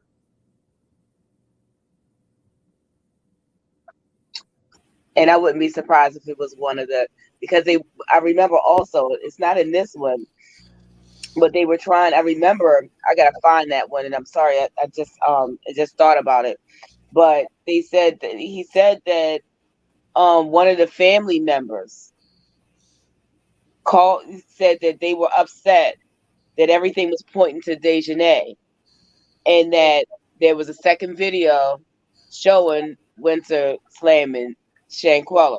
So they were upset about that everybody was pointing fingers at her as if she was the only person, but it wasn't just Dejanay, and then there was a second video showing Winter. So I'm assuming that it was either Dejanay or somebody in Dejanay's family that contacted him and said that, and then he verified it. Now, and in addition, like, who knows, does he really have the video? And he's also lawyered up, and it was advised for him not to show it. That's all speculation, but I know he said that he verified everything. So that's what we got to go with right now, I think. And he said the source of the second video is friends with Dejanay's mother. Right. Go. Right. Sorry. Can I slide in? Yeah, go ahead. I think, Shell, that's what we were speaking about earlier this morning. Or was that yesterday morning? I can't remember. But about that second person that's videoing, the one with the polo shirt on. Oh, right. Because the video that abruptly stops is the video that we're seeing is through the eyes of Malik. But remember, his video abruptly stops. But I think it's the other part of the video is the other person that was videoing, the female. That is the extended version of what we were seeing. So that's why we say, okay, well, it's two videos it's an extended, and it's very important. And I'm glad you guys are doing this demonstration to go back to the stuff that was said in the earlier part of the investigation, because that's why some people seem to think that the video that we're actually watching has been chopped up, like it was longer and then it went to 17. So I'm thinking that the first video that was actually shown was the video from the person that is videoing on the other phone. But for some reason, the one that's circulating to everyone that we're seeing is the video from Malik's eyes. But that other girl, I think, continued to film, and that is probably where Winter comes in at. Right, because we do hear some conversations in the background. You know, we do hear some conversations in the background. So I guess right now, whatever it is, it's sequestered, like it's not being released. So, and I don't think it's going to be released before they go to court or anything at this point. Yeah, I was so the gonna crucial say video, I that think, is coming from that. Go ahead. I was gonna say that he said a legitimate source and he vetted everything. That means that, or does it mean, I should say, that the legitimate source was in the room? How about that? Yeah, legitimate to me. Yeah, you're right about that. Or it could be that He they said got it that. from the person in the room. He said in the Right. room, Mel. He didn't say. I don't know, she might. Go ahead, ma'am. I thought he said. I'm not sure, but I thought he said that the person was there, but maybe he didn't get it directly from that person was there. Okay. I'll replay it. People in the video and a source that came forward to the NCPK that we have confirmed to have been legitimate. I vet all of my sources. Okay, this source is legitimate, and the allegations that have been alleged. There is a second part. There is a second part video to the video that we saw. So that's just the portion that I clipped. This is not the whole one. I can go to it eventually, or I don't know if we can get it all in this segment, but that's what he said. He vetted it out already because that's what he does, and the source is legitimate, and it is a second video. So people say, "Oh, there's none because we didn't see it." Well, I think there is one, and we just didn't see it. I just find it strange that so many people had said that they had saw the part of the video that he's talking about. Even another content creator that kind of like broke down, access luxation. At one point, she even thought that she had that other video. She thought that she had the longer version of that video. And I can remember her doing a demonstration where she was trying to go back to find it, but she believed that the first part of the video, the first video that she saw, included Winter. Right. So maybe they wiped it. I remember that, Mel. I saw that demonstration too. I remember that she went back to look for it and couldn't find it. Yes. She couldn't find it, but she said she really believed that the first video that she saw was longer in time, and it included Winter. Yes, she did say that. It's a lot of people that says that. It's a lot of people that says that they remember it from when it first came out that they saw her. I personally didn't, but I can't. So many people are saying the same thing. And then you hear that it is one, and possibly that there was another one that was floating out there. But go ahead, Pam. Sorry. No, I don't mean to interrupt, but I have a No, go ahead. question. I'm not a tech person. I know everything is in the cloud forever. It's up there forever. But could somebody erase that from down here out of the cloud, for want of a better word? I mean, can it be erased from the Mm-mm. social media? Can it be deleted from social media? But I know it's still in the cloud. But can they delete it to the point where we can't see it anymore? Yeah, so social media can delete it so you can't see it anymore. I mean, that's how it is, right? Only way place you can see that video, the Malik version is is on Twitter. But like if you try to get it on Facebook or if you try to get it on YouTube, you won't get it because they scrubbed it. You can't Ah, do it anymore. And it's something. It's like a mechanism, and what they have like these what they call bots. So they got like a robotic thing that goes in one and sweeps everything, and that same robot will detect if it's playing again on their platform, and they'll either sanction they'll remove it and they'll also sanction you if it plays. So it's not just they took it off. They also have like this robotic thing that that got it's like a sensor to the incident, and then they know when it's coming out. And I've even seen on Facebook where they can do that with their memes and everything else. Like you can put it on there if you want to, but that little robotic type of police thing that they have, they got it already like imprinted. And then as soon as that sensor goes off that it's back on their platform, they automatically come and remove it. So it's like no getting around it. So that's so probably was it's Right. yeah. so So it doesn't go to the cloud then?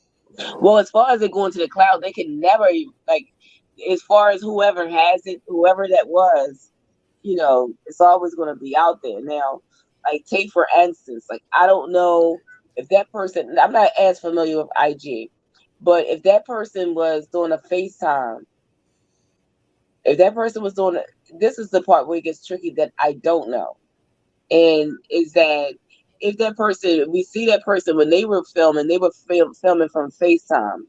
So if you filming from FaceTime, that's not necessarily. I don't know, but I'm thinking that that's not necessarily in your iCloud. That's just, you're on a different platform. You're on Facebook, IG, or whatever. How are you doing it? Like whatever software that you're in. This is the one that you're doing it on. So then, and again, I don't know if anybody is familiar. Like, so if you're not on, they're on their phone, but they're on a different platform, other, like they're on like a Facebook or whatever. We'll just use that just in general. Does that Okay. also, I guess they would have to quarantine, they would have to get it from Facebook, right? Because it's not on their phone, it's getting on a social media. Does anybody know? You echoing, Shell. Your audio echoing. Okay, then I'm gonna have to, you know how that does. So I'm gonna have to go out, come back in, and then it'll only take a second.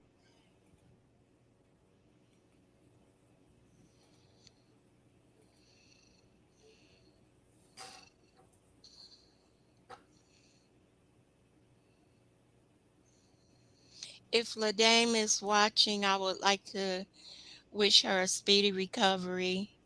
I'm not able to chat in the chat when I'm up here. I can see the chat, but I can't respond to the chat.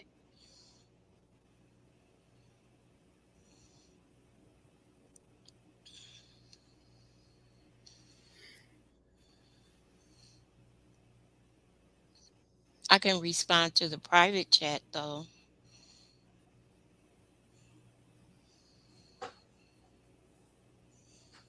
Can you see the screen?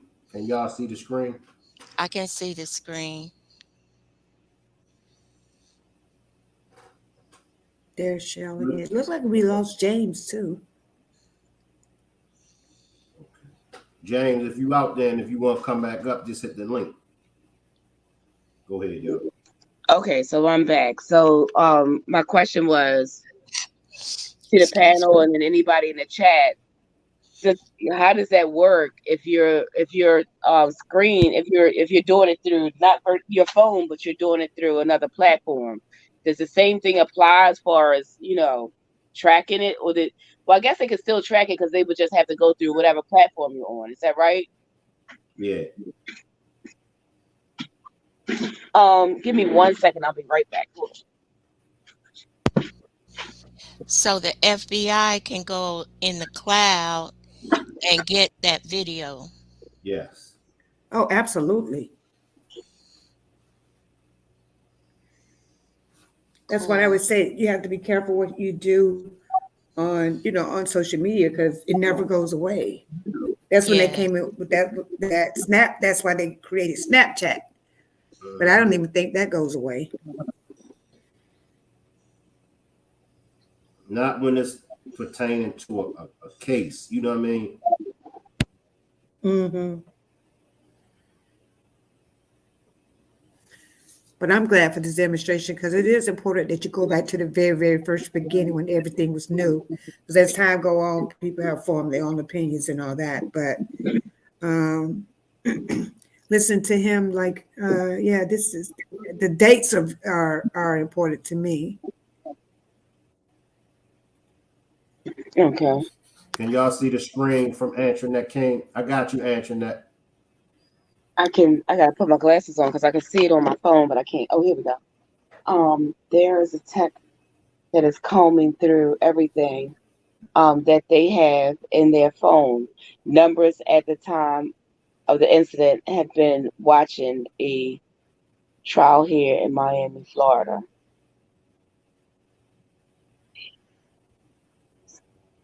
Time of the incident, and I think maybe she's talking about the FBI. Like they have like the FBI has different branches. Like they have field officers. They have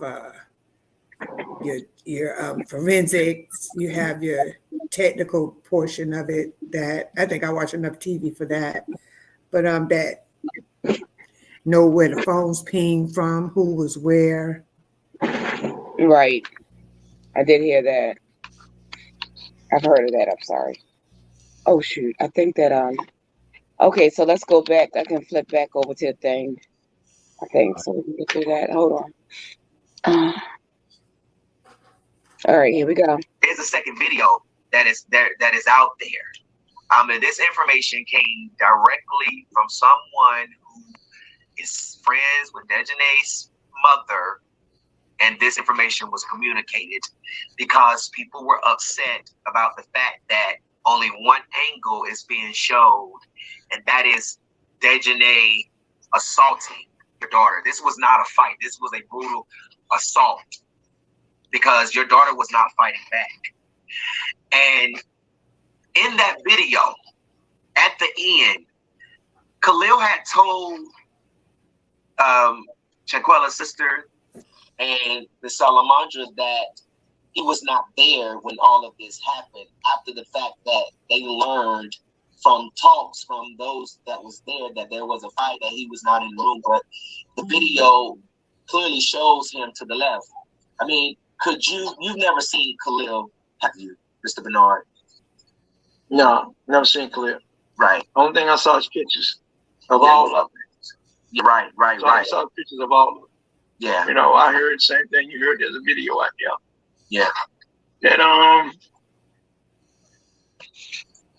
you know, she picked her by the neck and slammed on the ground, and once they slammed her, she didn't get back up. She did not get back up.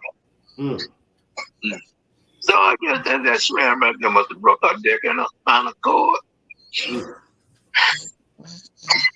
Do you need a second, Mr. Bernard? I can turn this off for a minute. Nah, man, go ahead. We can go ahead and go through this. We can go through this. Yes, sir.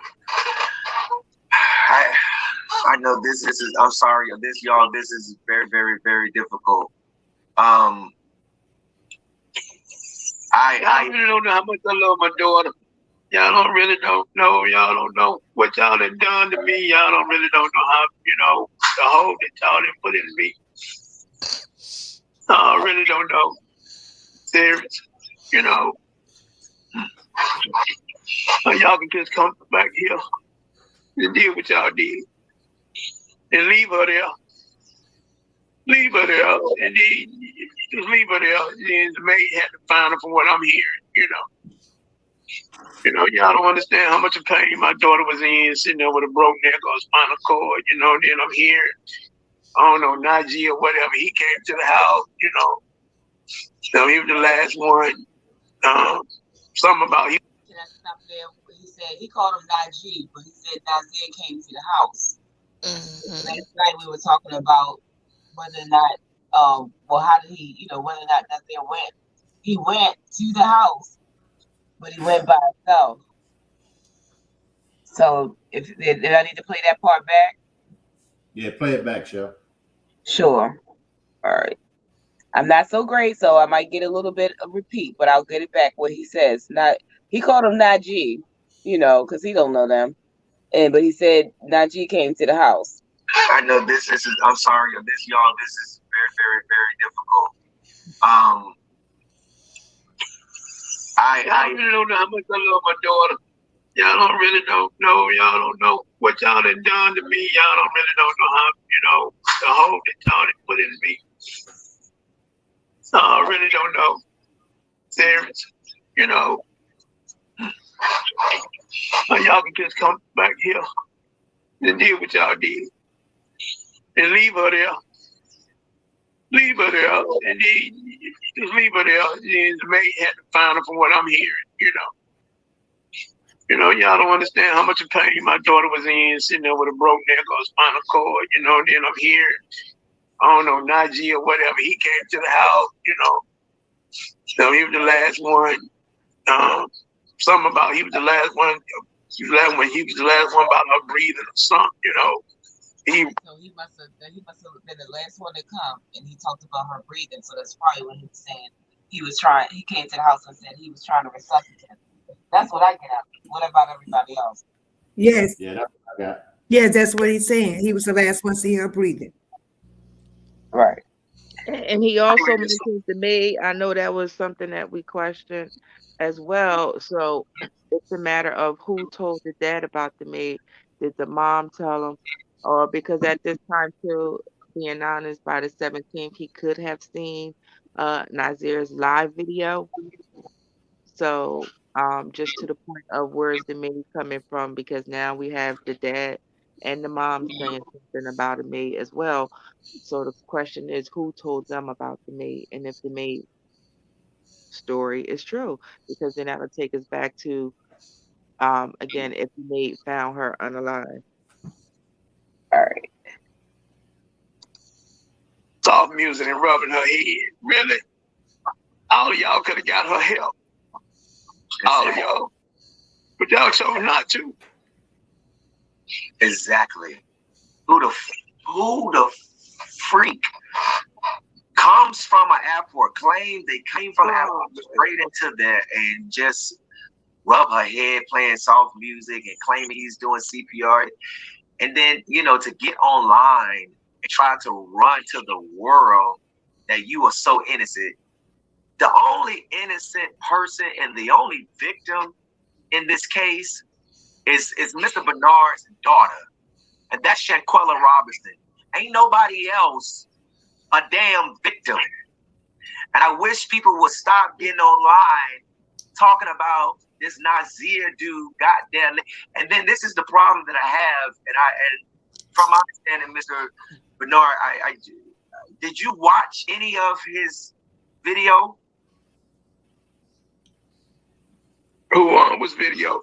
Nazir's. Did you watch any of Nazir's videos? Yeah, I watched a little bit how he's saying this and then saying that. Really? Really? And the problem that I have is I don't. You came there and you saw her. You should have got help. If you was her friend, you ain't seen her in 9 years, and you came in that house. Ain't no way you gonna sit here and you saw the bruises. You saw the bruises. You came in the house. You want to sit there and say you played music and rub her head and then she took a last breath, you left? You saw the music. I mean, come on, man, really? You should have came in that house. Y'all ain't going nowhere. Y'all stand down here. Y'all stand down here. Y'all not going back. Y'all not back going to the United States. Exactly. He should have came in here and saw these bruises. Y'all didn't hurt this girl. No. You know. Exactly. Shell, can you stop right there real quick? Sorry. I just want to point out that part to the point of the dad said, you know, you mean to tell me you seen those bruises and y'all left her there? Again, taking it back to that gray area that if she was declared at 5:57 and she wasn't removed until 1:53 a.m., where was the communication at with the family that no one was able to be able to tell them to something James mentioned, no one that was able to tell them where they were at. So I think that's important too when we go back and look at it and what was going on at those moments. Where was the communication at between the family and Cabo during those first 8 hours? Okay. And that's true. And just listening to the dad, in the beginning of it was just him really, and still throughout the same video, the pain of him. But now that we get here, as he was saying other things, I was sitting here thinking, oh my gosh. But then he's already seen the video. And so now he's hurt, he's wrapped in emotions because he's thinking like the 50% of the other people thinking, okay, why didn't Nazir do this? Why didn't you do that? Why didn't you do that? And I think it's different, like when you're in the moment, because again, he's definitely responding on his emotions, and the interviewer is not making the situation any better. But now he's got the emotions of his daughter being left there and looking at Nazir and what he's saying, but still his mind is just on his daughter. Right. So it's kind of Right. I totally agree. But going back to the point of him, he can also make that connection to that moment when he didn't receive those calls. Like we can question it. So even though he's questioning it after seeing all that, he can also go back to that moment, which makes him question it. Why didn't none of that happen? I was there those moments, so why didn't none of that happen? We say it looking at it, but he actually lived it. So yeah. Right. Exactly. And then seeing her body and stuff, and then he's thinking, okay, but yeah. Not only was he hurt, he was angry too. And I would be angry Yes, myself. angry. I would be Absolutely. angry.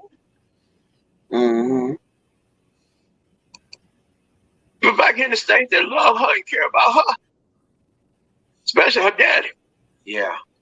And then y'all can't even call. You come to the house, over to her sister's house, and try to say, Miss Robinson, do you have Mr. Robinson phone number? Can we call him and give him my condolences? Not at all. Y'all didn't even open your mouth. I ain't doing that at all. Especially you, Khalid. Even your parents. Y'all parents ain't reached out. Dirty. Parents ain't even reached out.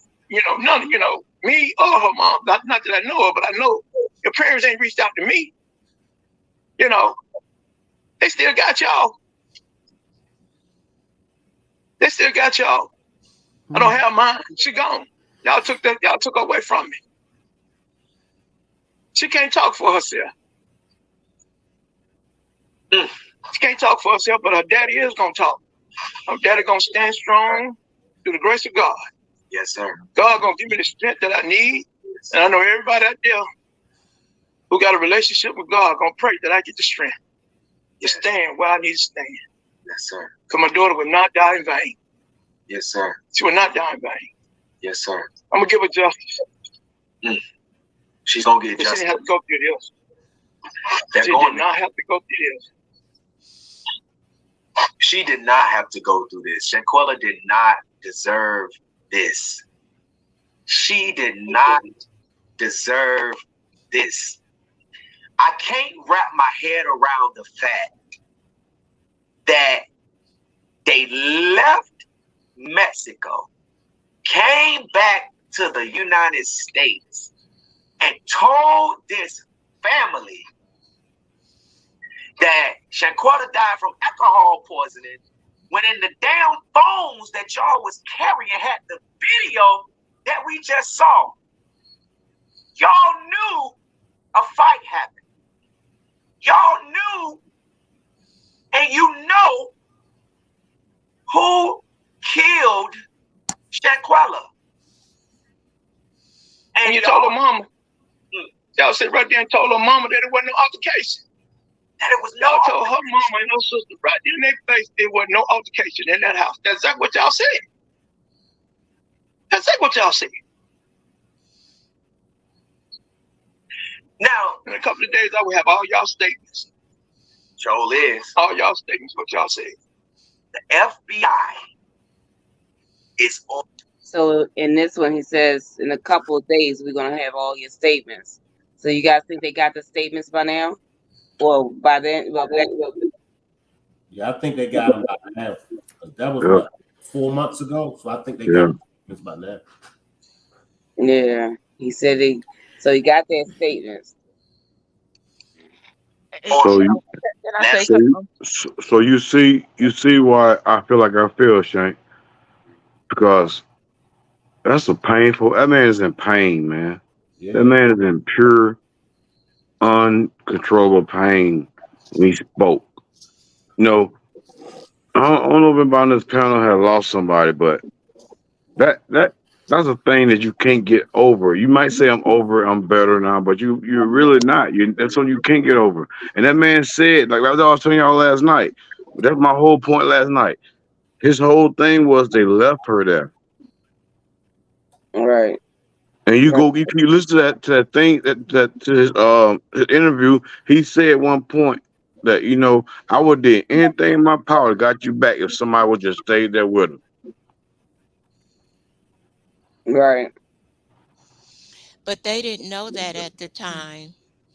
It doesn't matter. They didn't know that at the time. They were too busy trying to cover their behinds and get out of there. Right. They didn't even think of any other possibilities but themselves. Right. And it do matter, James. I know how you looking at it. I lost my 3-year-old daughter in 97 to cancer. I was right where you at. I was right there. I'm in the hospital ripping shit up, trying to fight the doctors. Down John Hopkins, yo. Right down John Hopkins. And my female best friend says, Shank, I understand and no, I don't feel your pain.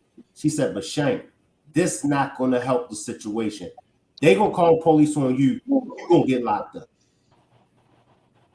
But Shank, my thing is this, bro. When I said don't matter, I ain't saying what they're saying don't matter. What I'm saying is that it don't matter how the people that was there felt at a point in time. You feel me? It's not about how they felt. It's about how it ended. You know. Yeah, I mean, I don't know the word to say, man. It's crazy. Now I know where you at, James. Trust me, I know where you at. But like I was saying, see, I mean, we cut from a different cloth from them. That's another thing we got to take in consideration. Absolutely. We cut from a different cloth. You know, we cut from that cloth with morals, principles, values. Because now, even though I do say I would have went the same direction Nazir would have went, I would have tried my damnedest best to not roll out. I'm gonna keep it 100 now.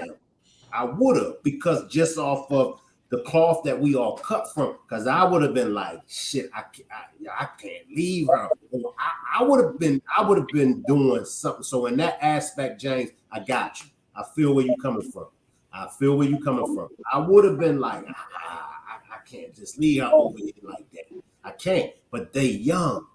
And not only is they young, they live by a different code, a different set of rules. Is it wrong? In our eyesight, of course it's wrong. But we still got to look at it from where he's coming from. He's coming from like this. I ain't trying to get stuck over here in Mexico. That's how he was looking at it. I ain't trying to get stuck over here in Mexico. Me and you, we cut from that cloth where as though we'd take a chance. We'd take a couple chances. He a college kid, James. Shank, you don't got to be from the streets. You don't got to be. I'm just speaking on human nature. Okay. Let's put it like this. Okay, any one of us could have been in the same situation, right? And then when you thrown in a situation, it's about how you was raised to make decisions in that situation. And you just proved what I was saying, James. He wasn't raised like we was raised. We was raised old school. He wasn't raised old school, James. They wasn't. They're not raised like that. They raised different, and the world's different. And when Isaiah alluded to, look at Brittany Griner. Ain't nobody coming for us. Right. That was fear. You're right. So I think that, it's even like, even if you're in a situation or, like there's things that happen in the family, you have a moment to grieve and get all of that off of you. But at some point in time, your lawyer going to tell you, hey, you got to get it together. Because at the end of the day, and it's like Shank always says, you can't approach it with emotions. Because we know that Mr. Bernard is hurting, and we all feel his pain. When I saw his interview, I cried. But because I was so emotional about it, everything that I'm hearing now, I missed. Because I was only caught up in the emotions of how he felt. And I felt that for him. But now that I'm listening to his interview again, I'm picking up other information about just the initial his interview and the presentation, and also from the person that interviewed him.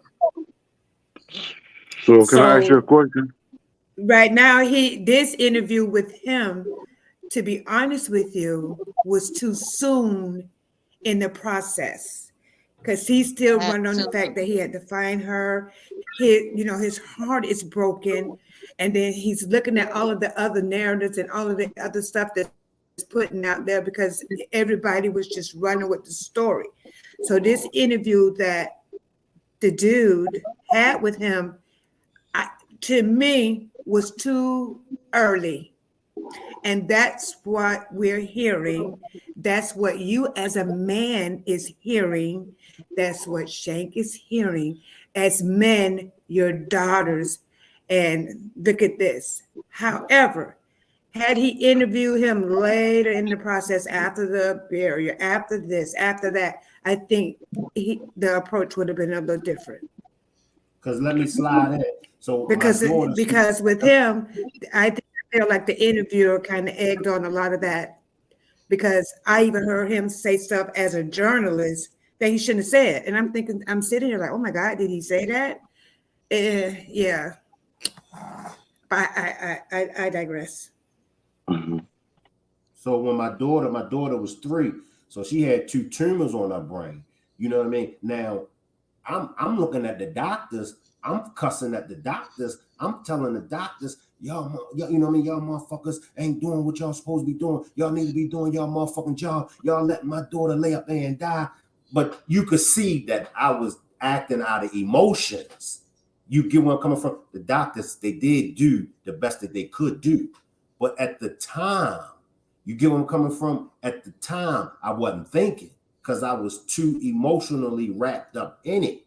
So I'm going off on the doctors. I'm going off on the nurses. I'm going off on everybody. Y'all, as you should, Shane. You should. But hear me out though, James. That was 27 years ago, 26 years ago. And through time, I had to see and was like, damn, I was down there acting a fool. And I thank my female best friend. I thank her all the time. I be like, because she stopped me. She stopped me. Lord knows what I would have done. She stopped me. You know what I'm saying? Now, my partner, one of my male best friends, he was like, Shane, I'm with you. I'm with whatever you want to do, my nigga. You get where I'm coming from? But yeah, he was only doing what a partner is gonna do. A partner gonna ride with you, ride or die.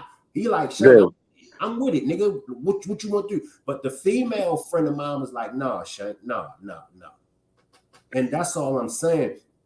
I was thinking out of emotions. You know what I'm saying? Man, y'all let my daughter lay up here. Man, what the fuck y'all just standing around? Do something. I'm telling people that ain't even had nothing to do with it.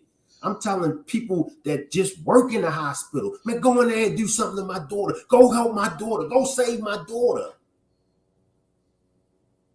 And it's like in the situation now, it's like, and that's what I'm saying. We don't want to give, yes, in my opinion, all the people that was in that room. Now, this is my opinion, James, and everybody else. Whoever was in that room when she got attacked, I think they all should be brought to trial on something.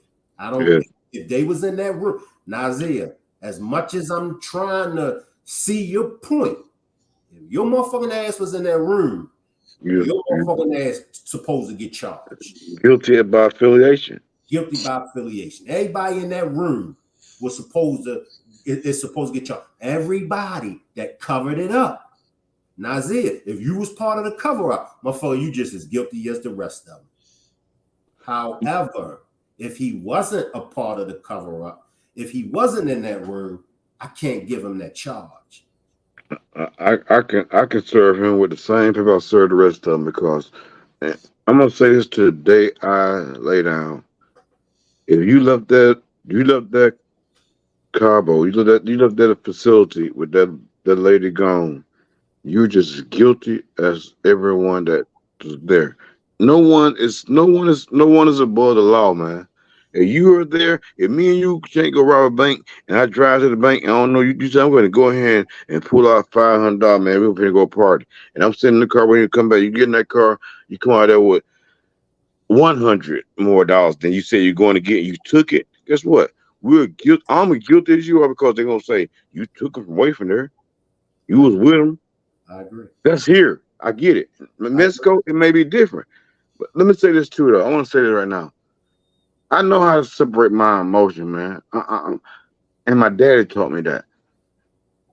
I just lost my mother last weekend, y'all. My condolences. And I went to Alabama, man, and I watched them bury my mama. And I'm able to sit at this table and talk to y'all about this situation right here without being biased. No pun intended, is biased. But none taken. I mean, it's just heartfelt, man. It's heartfelt. It's heartfelt for me personally. I've been following this thing since day one, y'all. From square one. I've been following this thing every day, and I'm kind of over. I think I'm overdoing it at some point, because I be like going to the bathroom like last night, going to the kitchen. I heard you all talking. I was like, let me say something. But this was an innocent woman, not just an innocent woman, one of the good ones of the world, that was taken for no apparent reason. And I don't have no friends or no foes. I don't got no fight in this. But I just want people to know that, hey, that ain't right. That ain't cool. And nobody in that that's affiliated with that is okay or gonna get by. God see it all.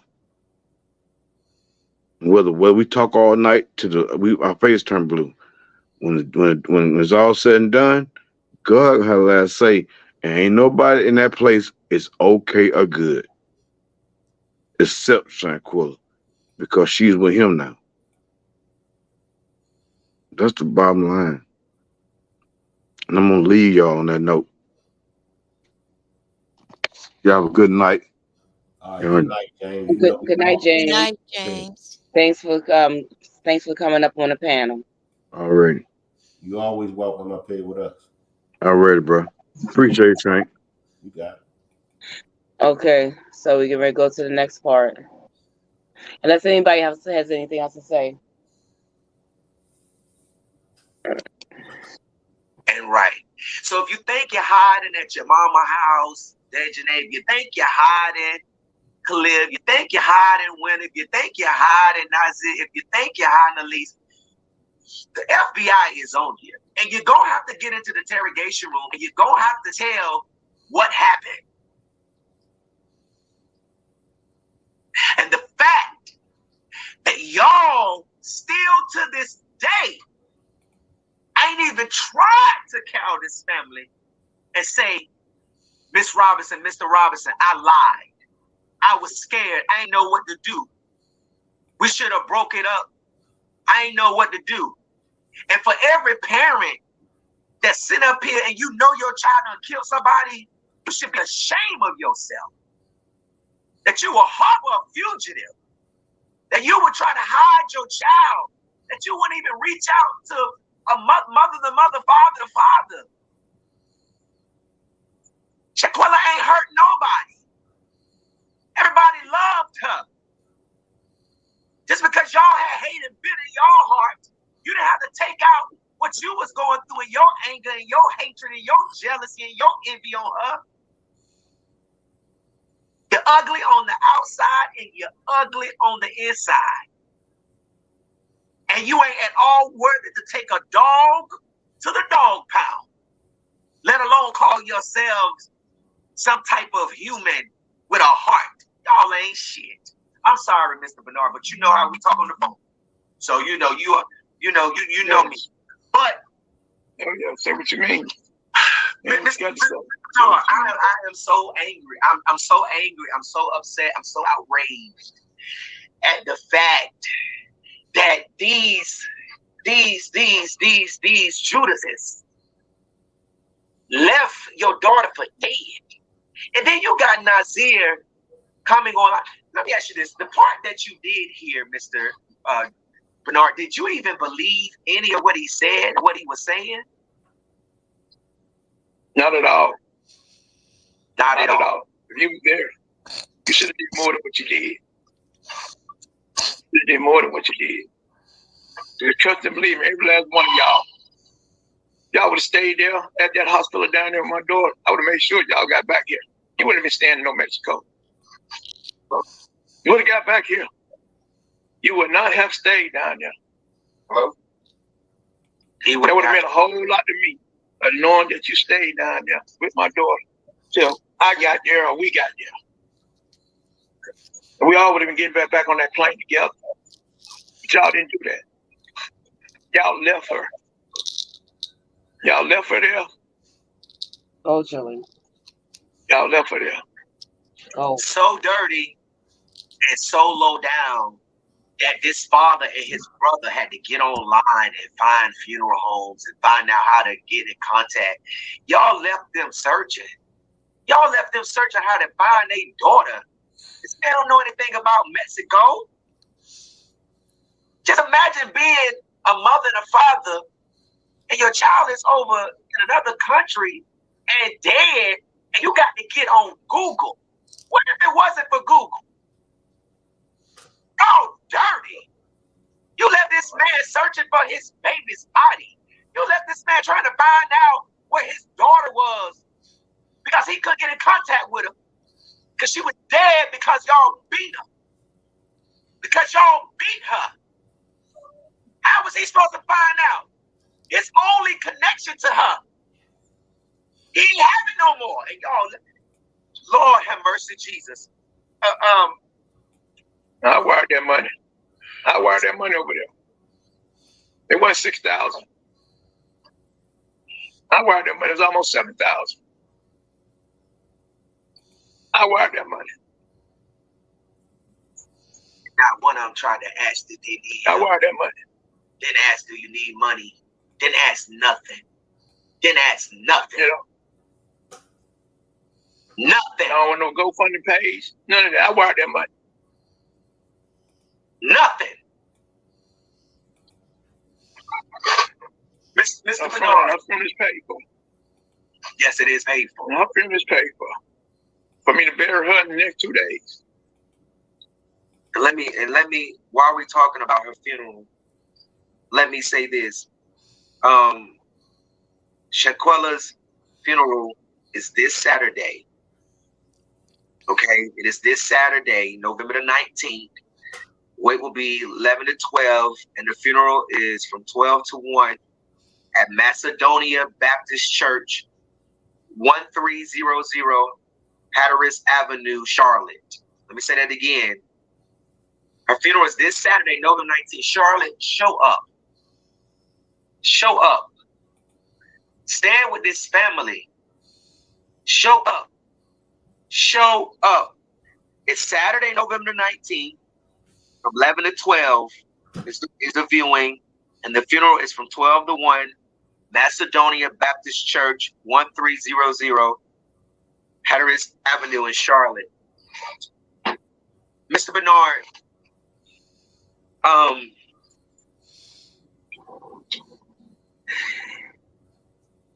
Khalil brought the girl that was in the video assaulting your daughter and another girl to the house. And Shanquila's sister, has stated that now let me ask you this right to this. Had you, before the autopsy came back, had you heard that there was a fight or that an altercation was going on over there before you found out everything now that you know now? Yes, her friend, my daughter's friend did call me, who had my number, who know how much I care about my daughter. Right. They did call and say, it was a fight in the house, but they wasn't sure, But then the alcohol story came out. Right. So when the alcohol story came out, okay, my mind got to wonder who is true on what. So right. So once I just asked God, I said, God, I pray that you give me justice. I asked God to pray, I pray. I said, God, just let me know what really happened over there. Pull the covers and show me. Because she gone now, God. She gone. But show me what happened. Where I can stand for justice for her, Lord. Yeah. So and that's when you came in, and that's for some kind of reason you came in the picture. You came in the picture. I kept praying. And God began to move and start moving in his time and start unraveling stuff. Yeah. And this is where we at now. Yeah. Mr. Bernard, so you had heard about the fight. You heard there was a fight. So Khalil had brought Dejanae, the girl in the video that we see attacking your daughter, and he brought another girl, Winter Donovan, over to the house. And that's when they were asked about the altercation. But they denied the altercation, even though one of them, who we now know, Dejanae Jackson, was in a video assaulting your daughter Shanquila, had the nerve to lie to y'all again in your face, saying that it was alcohol poisoning. So did they really say that was alcohol poisoning? And that what her mom said. That what the words came out their mouth. They were playing a game, drinking. That was the statement they made to her mom and her sister, or everybody who was around over her sister's house, because they was asking questions, right? So that's what they told, and so I guess that what her mom, sister, everybody went with until I got the information. So on that, I just want to stop really quick. So he said that remember we do remember they were playing that game. So I guess they associated the alcohol poison to charge it to the game. Is that's what my takeaway? What about everybody else? Yes, I get that same vibe. Like they're trying to make it seem like it was from the charges to the game. Anybody else on the panel? I get that too. So with that, can we say that again? The Cabo was already setting up the narrative to the parents or the like mom?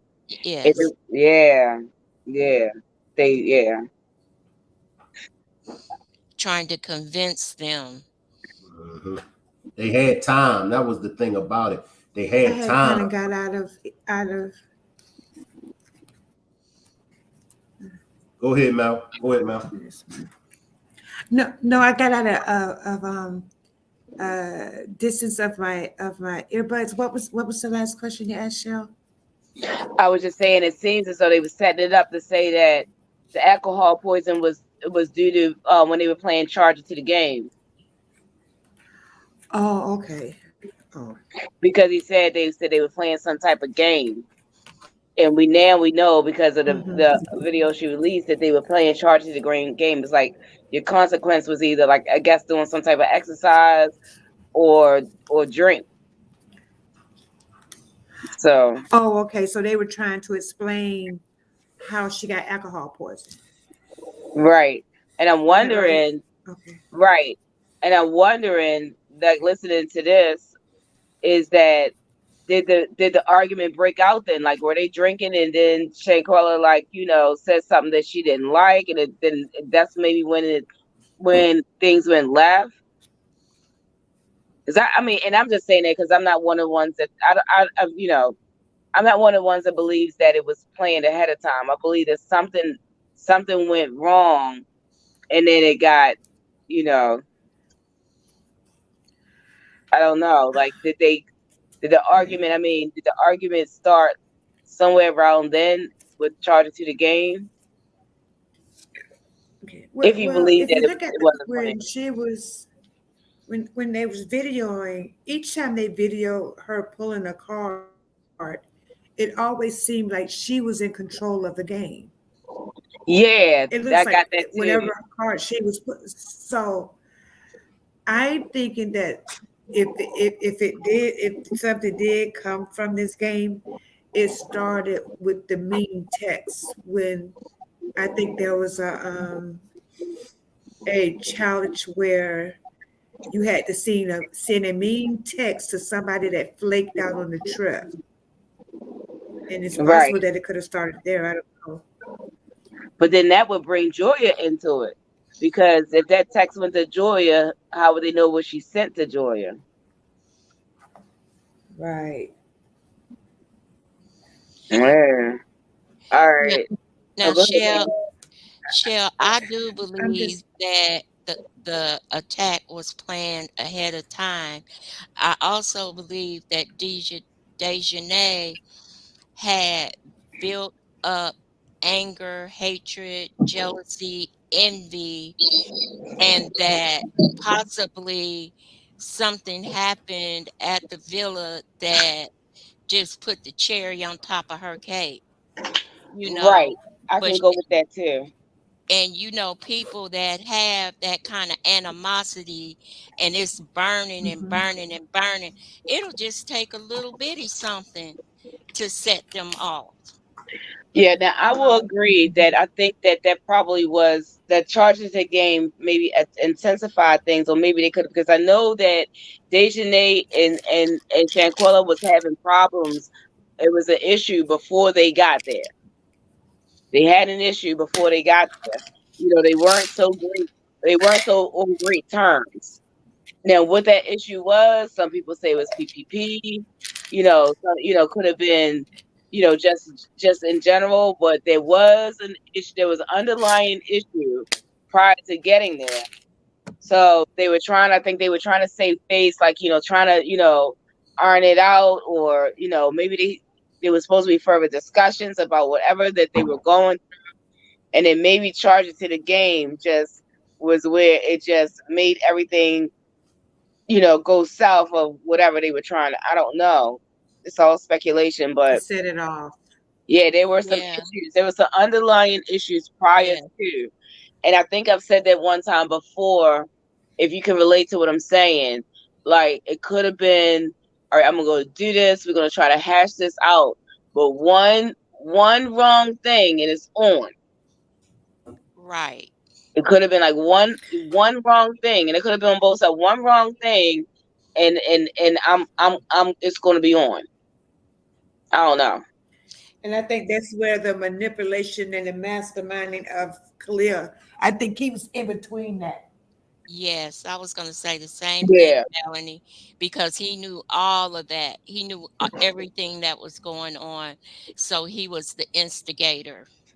Yeah, he knew what type of regard that Dejanay had for Shanquila. He knew that on the get up. And then, you know, he was just stupid. Like, you don't do that. Like, if you're going to do it, you're going to take it all the way there to do, I don't know. I don't have all the pieces together in that aspect, but I think that there was some underlying issues.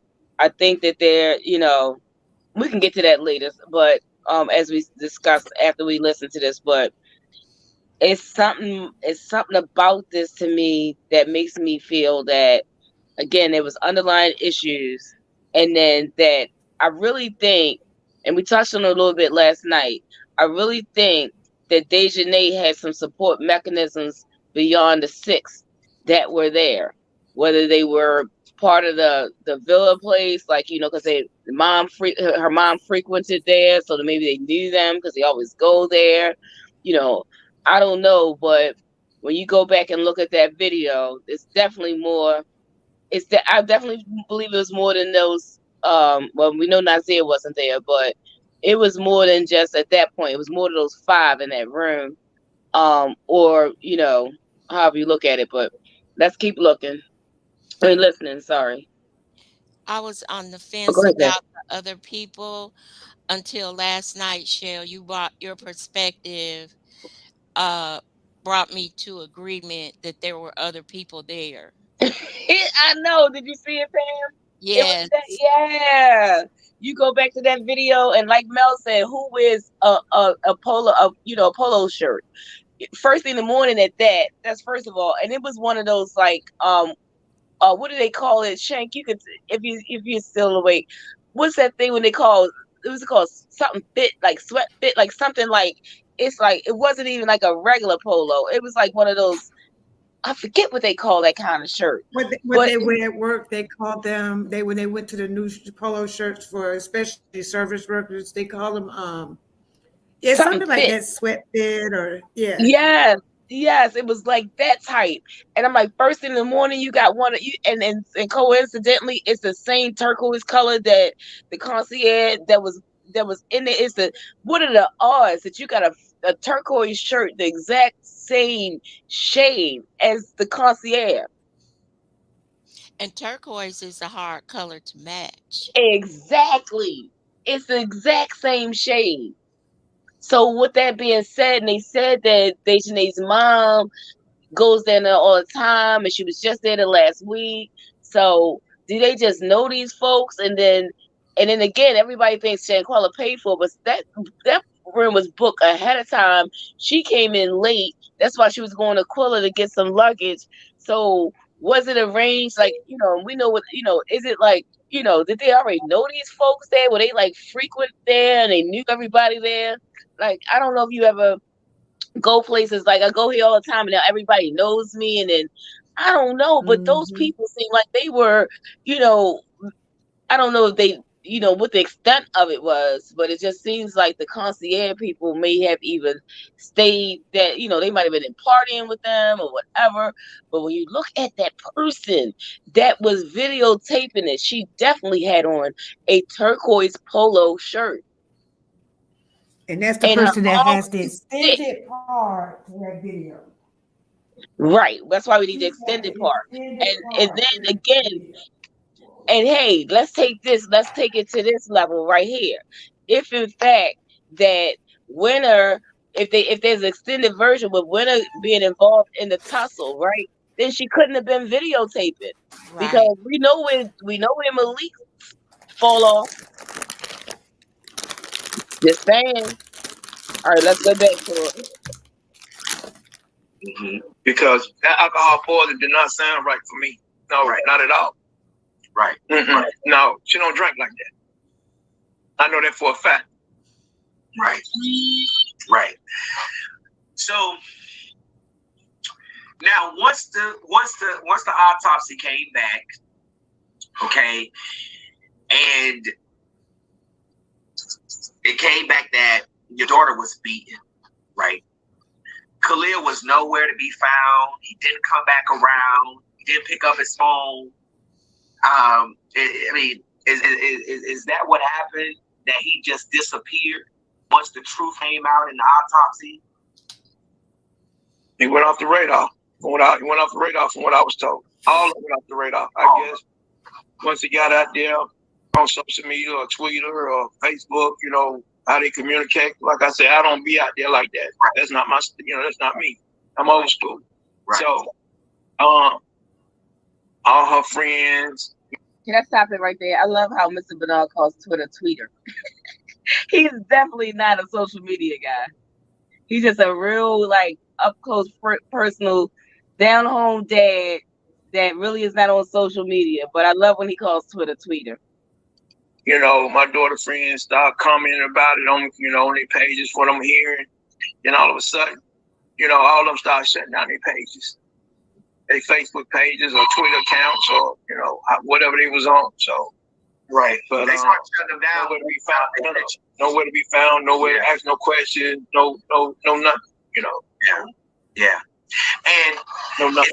It's so funny because when I called you and I told you a little bit about what I do, who I was, and I told you, I said, I'm going to put their pictures out today. And I got all of their pictures that morning. All of their pictures. The North Carolina Beat found every single one of those individuals who was in that room with Shanquila picture. Her picture wasn't going to be the only one going around. I mean, people knew Khalil, but the other people, they didn't know. So it was easy to find Khalil. But to think that y'all name was just going to be out there without people seeing who you are, and immediately when Can you stop right there real quick, sir? Okay, go ahead. It's just two things about the timeline and the things that Dad say, as far as when Khalil and them went off the radar. I guess we'll talk about it when we, it comes up again. One or two things. Remember, the sister said once they got the phone call about the autopsy reports, then they went off the radar, which was,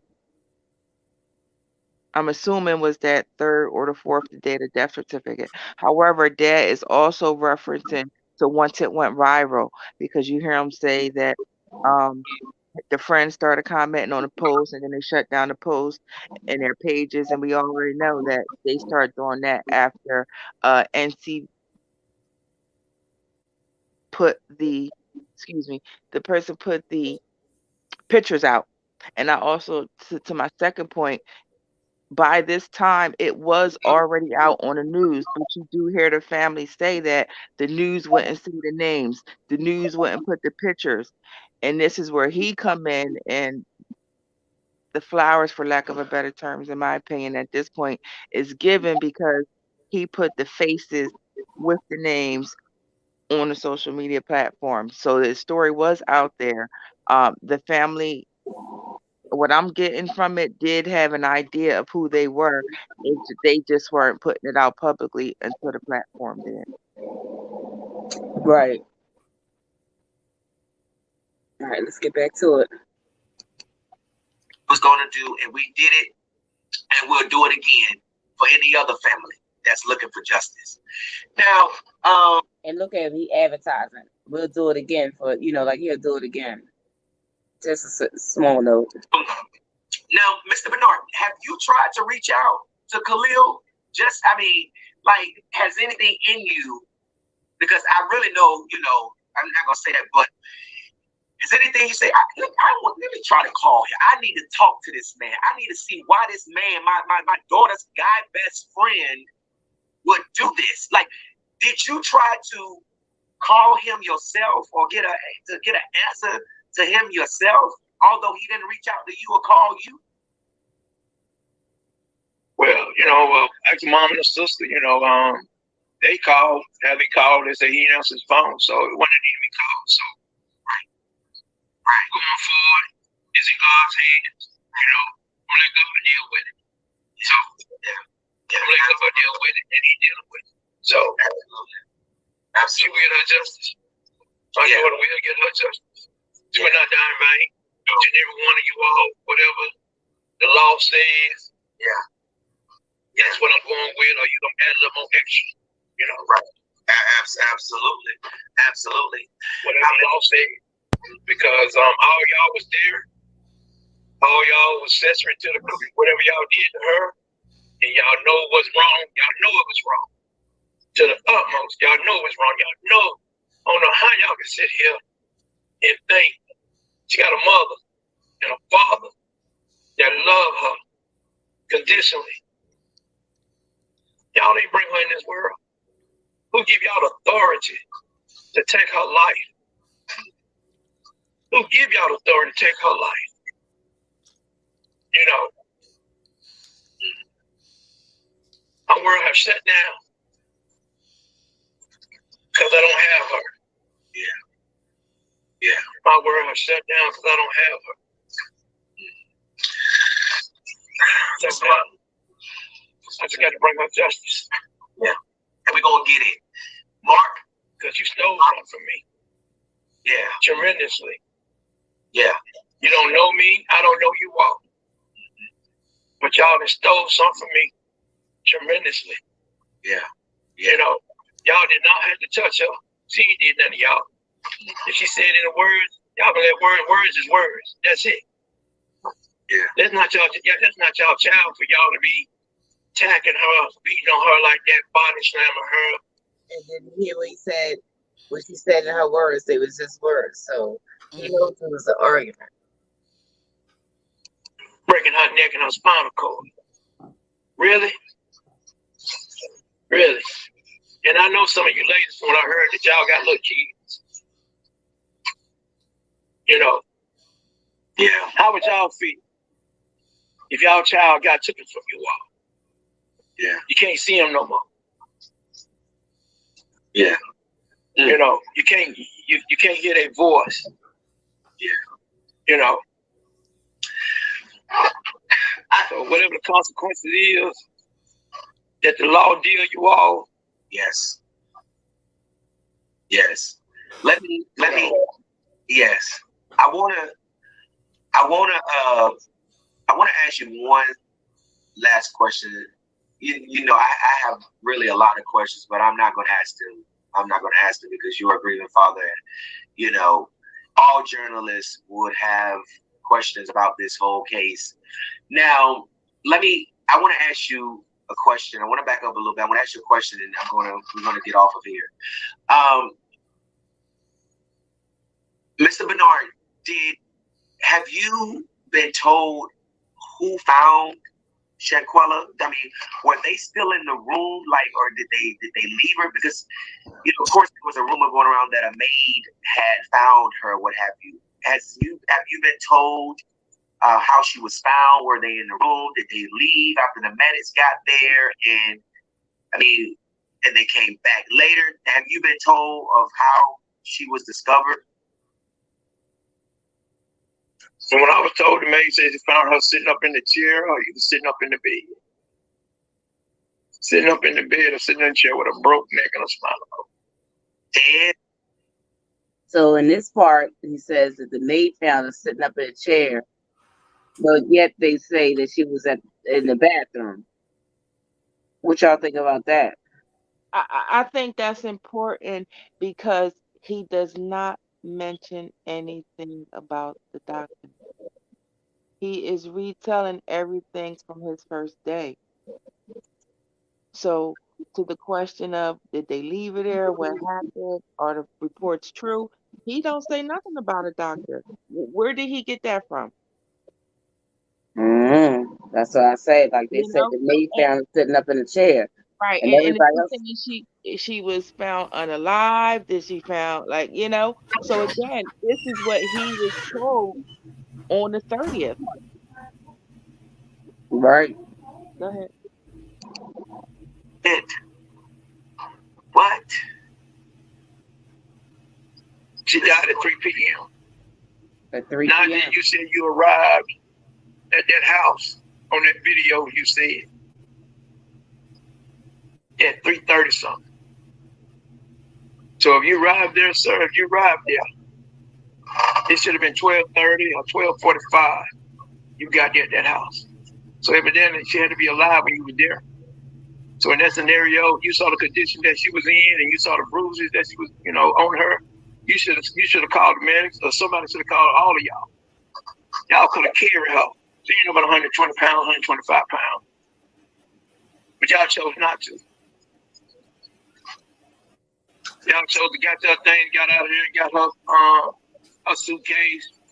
And what I was thinking is, one of y'all called a taxi cab, and it went to Airport Hotel.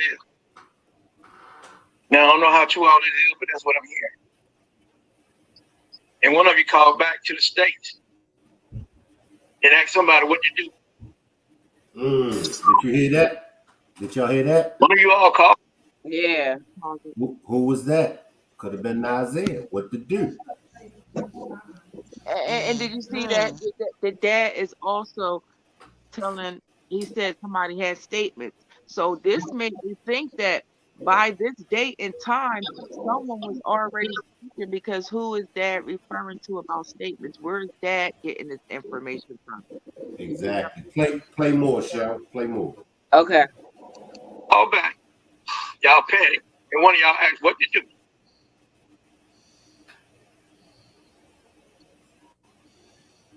Wow. So then I can say left her, and the maid found her. Because I was trying to figure out, how did she get from the bedroom to the living room where she was found?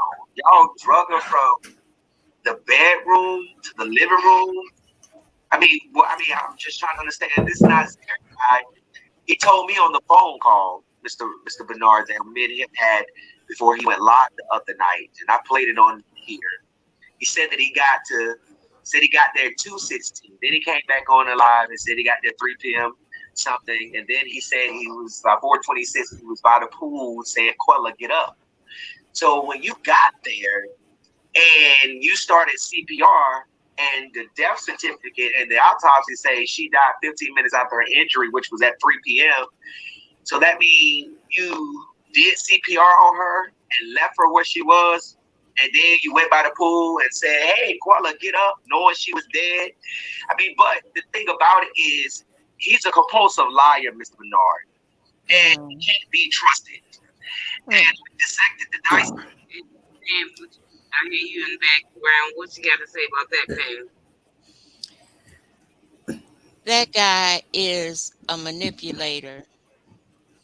He's a manipulator. I can't think of the word where you put something in somebody's mind and get them. I can't think of that word. That's what he's doing to Mr. Bernard. Absolutely. I Absolutely. can't think of the word, Mel. But he's an instigator and a manipulator. Yeah. He is manipulating this interview, and I think he thinks that people are so dumb. Let me slide in. It goes back to what Nazir said, that bozo trying to turn the family against me. There you go, right there. Yep, that's right. He did say that. We're gonna spend a lot of time on this interview. We're gonna spend a couple days. I got so much to say on this interview. Yeah, go ahead, y'all. I got so much to say. Go ahead, slide in. Slide in. We got to do the other interview that Mr. Bernard did. I guess we don't have enough time today, but there's a second one to just not with him, it's another journalist. But okay. Dissected the video, and I proved that Nazir Wiggins is a liar, and he is as much responsible and guilty as the rest of them, and they need to be held accountable. Now, and they say he did CPR. Then they say it was a medic in the house. So that medic don't know how to do CPR.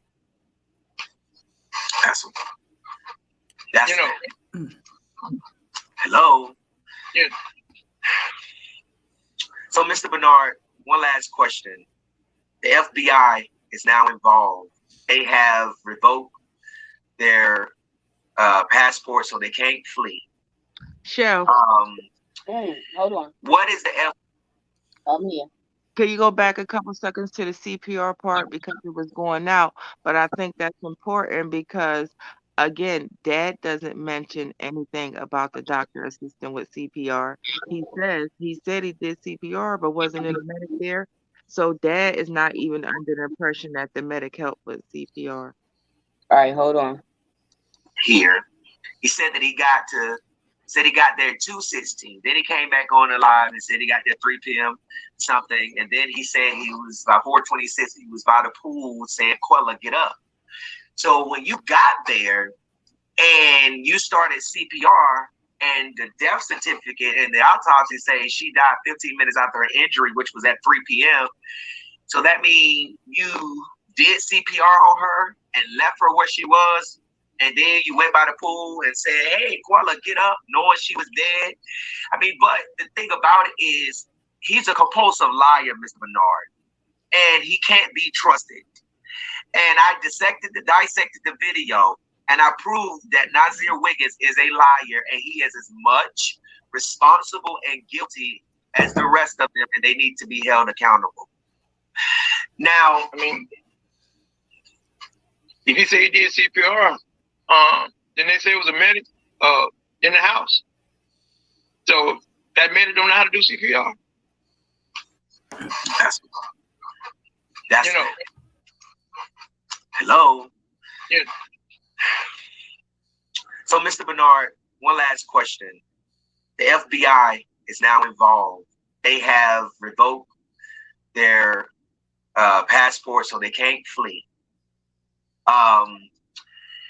What is the FBI telling you? I know you don't have to go much into detail, but is there anything that you can share with us that they are telling you other than that they are investigating it? Have they told you? Have they spoken to anyone?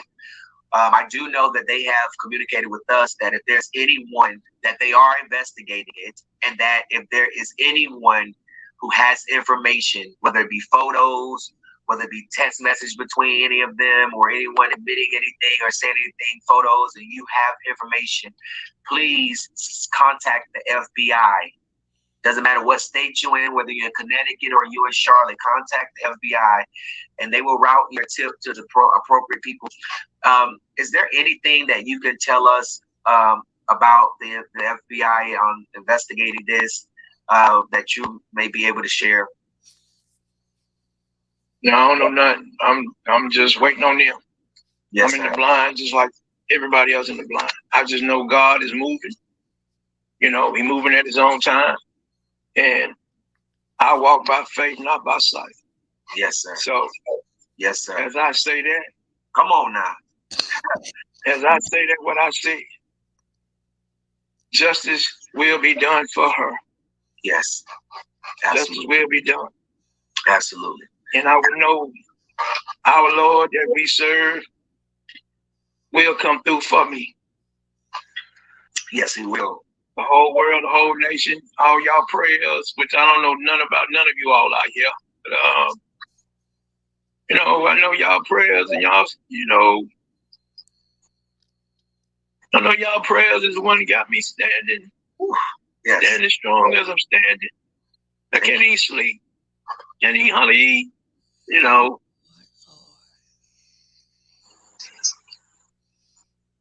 Mr. Bernard, feeling. Yeah. There's a really big hurt feeling. Yes, it is. Mr. Bernard, thank you so much. Thank you so much for telling the world how beautiful your daughter was, for being bold and being courageous and being strong. The world see your strength through all of this. And my condolences again go out to you and your family. And the entire world is praying for you and your family. And I know that on Saturday that you all are going to send your daughter to heaven in a mighty way. And my prayer to you all is that I know that you won't ever get over this, but you'll get through it. And I pray that when the days come and the grief come, that it will come in increments, that it won't overpower you, but that, you will begin to, release it, and heal. And that's what I'm sending your way to you and your family. Healing power, healing energy. And again, Mr. Bernard, thank you so much. You have my information. The North Carolina Beat is standing beside you. Any information we get, you and your family will be the first to know. And I just want to thank you all so much for giving us that permission to show the world what happened to your daughter, because these people are going around lying, saying this and saying that. But thank you guys for allowing us to share that with the world so they can see how dirty friends, so-called friends, can be. And it's not Quella's fault. Let's get that straight. No, not at all. Not at all. She thinking she's going over there to have fun, enjoy herself. Yeah. Not knowing she wasn't going to eat something back. Yeah, exactly. So let's get Let's get that straight. And thank you so much, Mr. Bernard. I'll call you once I get off. All right, thank you. Yes, sir. Thank you. All right. I have a question for Nobias and Shell. Okay. The so-called journalist mentioned Connecticut. Did we know about Connecticut? Is that in the timeline at that point when that interview was done? Did we know anything about Connecticut then? I just knew that Dejanay's she's from Connecticut, and then I know that Malik lives in Connecticut. I know that. That's all the thing I know. No bias. But I mean, was it mentioned? What at the point that he did the interview with Mr. Bernard? Did we know that information then at that point? I mean, I did notice that now that he did mention it, so he knew before everybody else. But I know eventually it started coming out, like that association with Connecticut with those two. That's the only thing I know. Okay.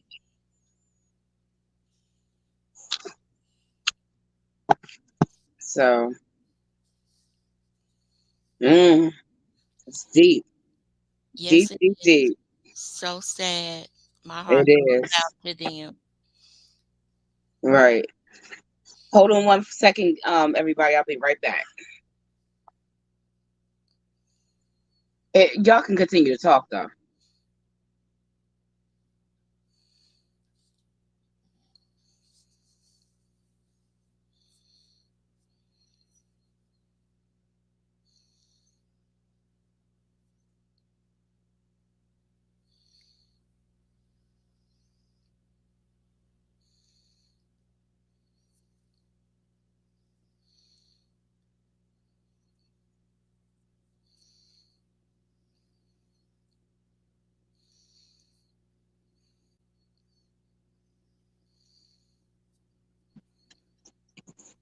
Shank no bias. Are you either one of you there?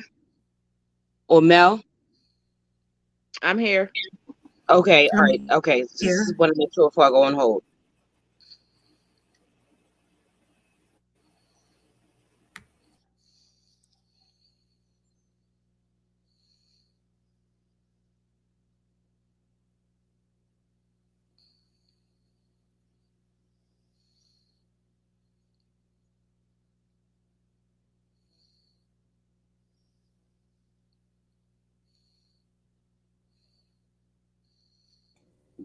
It's going to be a lot. Look at y'all counting me out already. Look at y'all, Marty, Erica Kane. Look at y'all counting Shanquila. Look at Marty and y'all. I'm wide awake. That ain't me. Look at y'all. That wasn't me. Be her storing. That's my background. Oh, that's your background, Pam. It could be my background because I had an asthma episode today, so I'm breathing kind of hard, so it might sound like snoring. You feeling okay? I'm doing a lot better. Thank you for asking. That's good. I know that breathing ain't no joke. I be having breathing problems myself, and 1 minute I could be good, and then just out of nowhere, my breathing act up on. Yeah, I think it's the weather and the season. I'm having a rough season this year. Mm-hmm.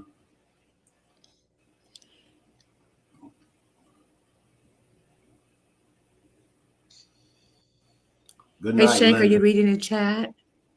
Yeah, I'm reading it. Did you see that Rebecca Brockett? She says that, I'm not sure who the question is. She says that that's a great question because it leads to the point that the journalists might have known more info on the Cabo 6 prior to all this coming out. Read between that line. I'm already there, Rebecca. I'm already there. I have seriously considered it.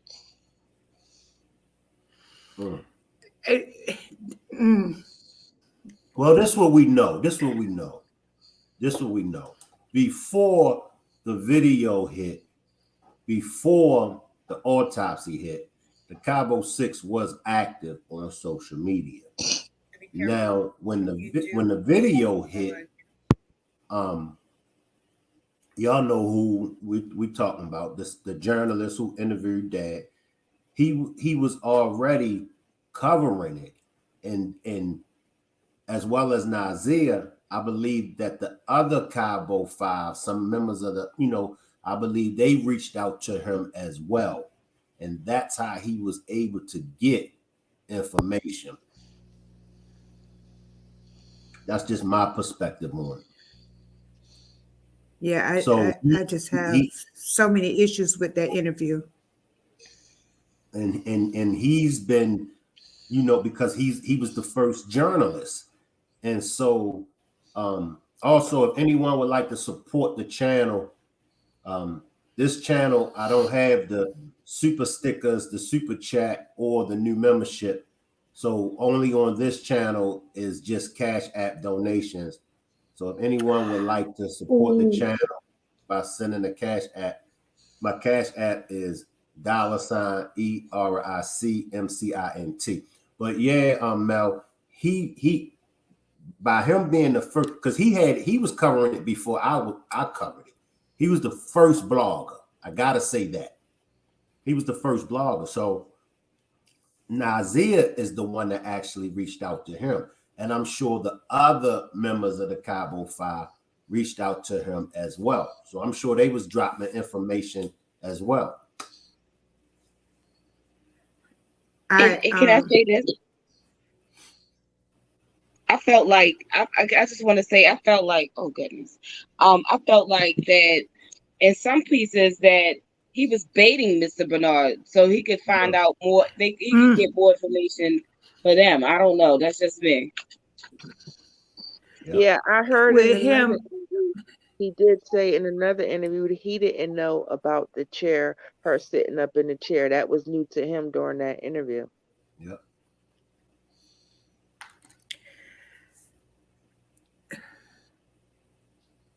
If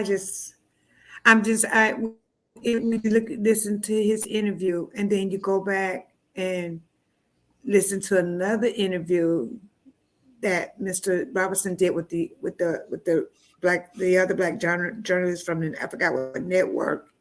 The interview is totally different. I mean, it's almost a difference as night as day.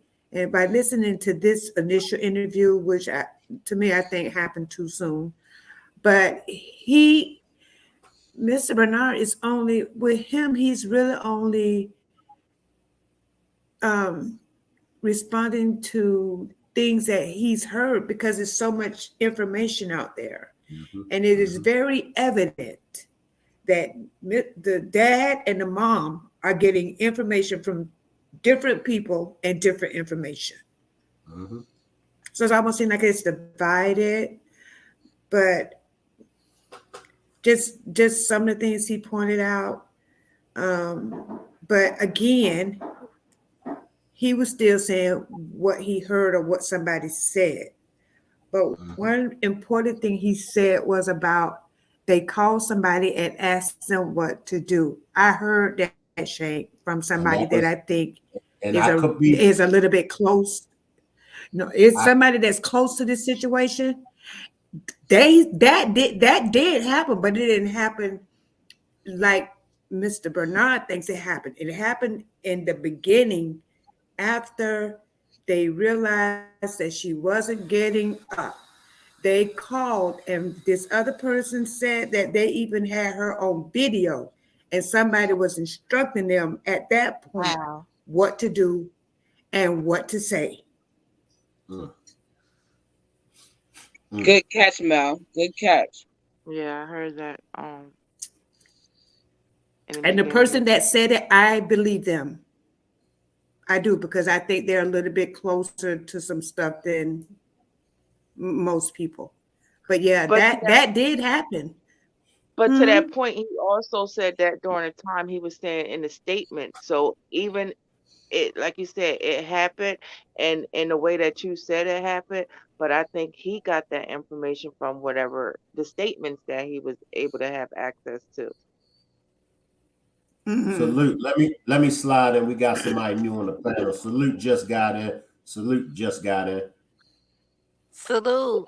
It's Cindy. It's Cola. Oh, salute, Cola. Okay. Go in the slide in, Cola. Salute, Rod Squad. Salute, Cola. Salute, Cola. Salute, Shane Rod. Salute, Melanie. Salute, Shell. Salute, Miss Parker. Salute, No Bias. Salute everyone on the panel. Salute, Pam C. Salute, chat. Salute, Rod Squad. God bless you, Shanquila, Miss Robinson. God bless you. I have a question. I don't mean to throw you guys off, but they have a concert coming up in New York. The Charleston White concert. Are you gonna be there, Shane? No, I won't be there, Cola. Oh, okay. Sorry about that. Okay, I'll drop down. All right. I think the person was Nazir. Yeah, I think that Nazir what? As far as the one that was that contacted them afterwards, you talking about, Shane? And asked what to do. It wasn't him. It happened before he got there. It happened after the initial, when she wasn't getting up. It happened then. Who was it? And that's what Nazir says. Nazir I don't know. says they got that phone call, but they got that information because they called somebody. Nazir says that too. They called somebody, but I didn't hear that from Nazir. I heard it from somebody else who I believe them. And that they said they even had her on video, so whoever they was getting their information from could see her and then instruct them on, and that was the person who I think instructed them on the alcohol poisoning and all of that. So when we think about it, how many people out of the Cabo 5 had relatives or something in the medical field that could have instructed them on what to do and what to say, and what was possibly wrong with her? Winter. Because Nazir makes mention, Marty says Elise called her sister. Nazir makes mention that one of their friends that was over there now, not the Cabo 5, he said one of their friends that was over there, because of the symptoms, they said the symptoms is alcohol poisoning. That's what Nazir said. One of the friends that was over there, one of Winters and their friends. That's what he said. But remember, and the same person that reported that part also was the one that was also very adamant that Nazir was not there when all that happened. But and they said Winter's mother owned some type of medical thing where they, because I remember on or I can say on Danny's channel, she was saying she called Winter's mom, but they have some type of medical thing that they do. I think it's more on the elderly and disabled or something the other, but they got something that they do that has to do with healthcare, and I'm talking about direct healthcare, like you know, first line type of thing. Now let's put this narrative out there. Say, for instance, Winter did do the final, twist of the neck and body slammed, and Shanquila didn't get up again. So could it have been her calling her mom or somebody and pretty much telling them, what happened and what condition she was in? It's just a question. I don't know. I absolutely think that's a possibility, Mel. I sure do. And then she gets this great concern, like she's on the thing calling 911, asking for the ambulance, because now she's nervous because she knows that she did it. That she was the final blow. And do you notice how I always I think I approach the time with logic, and I'm always just thinking. I don't write stuff down, but I just think of, okay, if this happened and that happened, and how the journalists just really like trashing us. They almost tried to make the dad think like, don't believe anything he says, but he was the only one that came out with some kind of truth, but he just immediately went to discredit him.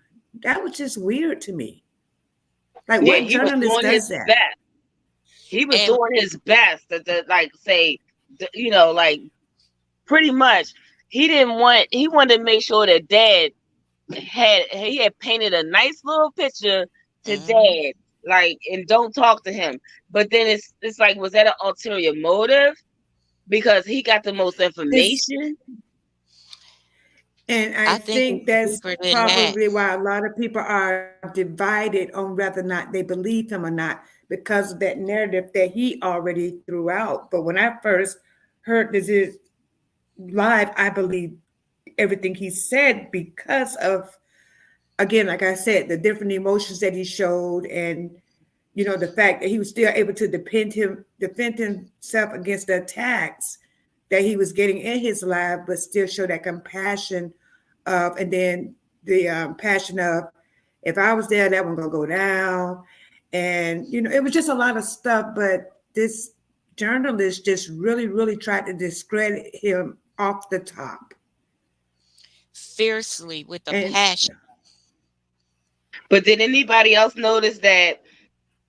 I mean, it seems like it's continuous, but it was as if like it was all, when he wanted to talk about the Cabo Six, it was always just about Nasir. Like, it's not about everybody else, even though Dejanay did attack. But the biggest, discreditment, the biggest attacks were on him, and he's the one. And even then, right, like, there's something about that. It is something weird about that. And when Nasir tried to interview with him, that's why Nasir hung up, because he immediately attacked Nasir, like went in like a pit bull, and he hung up the phone. And that's why in Nasir's live, he said, y'all believe him if y'all want to. So I think, man, we need to go and throw out our reeling rods and start trying to catch those big fish. That's all I can say. Yeah, because there's something about it. I kept with, and no bias, we can talk, like, I kept trying to find that one with him and Nasir when he had Nasir on the phone. I couldn't find that one. That's on a Facebook that I know of. I don't know if he's on YouTube, but I know it's definitely on Facebook. Oh, okay. I think he was trying to throw it off for the benefit of the real quote unquote aggressor or aggressors. I think he was trying to throw it off, and he used Nasir as a scapegoat to do that. And Nasir wasn't even there when it happened. Yeah, it's like he really had a bug up his butt about Nasir. And I don't know if it was because the phone call went bad and he hung up or whatever, but he just really, like, I think he's the one who set the tone about, and he was successful, really. but Mhm. he was trying to set a specific tone about him. However, they knew that he gave the rescue breaths. They knew that they know that he was the one that, to me, he was the one who made the phone call. And then, and then but he did point out, and which I said that, I got to make, well, I've already made a special mental note because people said no, not because I think it was yesterday and other days. Nazir never even contacted. Yes, he did. He went, and think about it. He went by himself. He didn't go with the rest of them. He went on his own to mom's home to sit down and talk. He That's just like he's not trying to be in association with like he knows he's associated, but he didn't go when they went. He went by himself. And my thing is that I just think of, Yes. if I want to go by myself, that's because I want to tell you something that I Right. know they ain't tell. Like I don't want to be That's around right. them. Right. I That's want to right. tell you It's my story without them interrupting, and I don't want them to hear what I gotta say because I'm getting ready to tell you. I'm getting ready to tell you the whole story. and I kind of understand, Mr. Robinson's pain because again, it seems like it's divided. Like whoever is going, everyone is going to the mom, and he's hurting too, and he's feeling left out because no one's coming to him. Like none of them reached out to him or anything like that. So he's feeling hurt, but also left out, and I feel his pain. Like even right now, he's feeling hurt and left out. Shell, I just sent it to you. Um, I just sent you the link. You could start it in like 3 minutes. Which link though? I gotta I turned my computer off, but I can turn it back on if we want to Uh, play that part. uh, Hold on. you was looking for the one where he played Nazir conversation. Okay, hold on for a sec. Let me just get my laptop back up and everything. And if we could, if I can get it, you send it to my email, not no bias. No, I just sent it in a text. Oh, okay. Oh, that's fine because I can still send it to my email once I get it. Okay, everybody, hold on for a second. Y'all keep talking.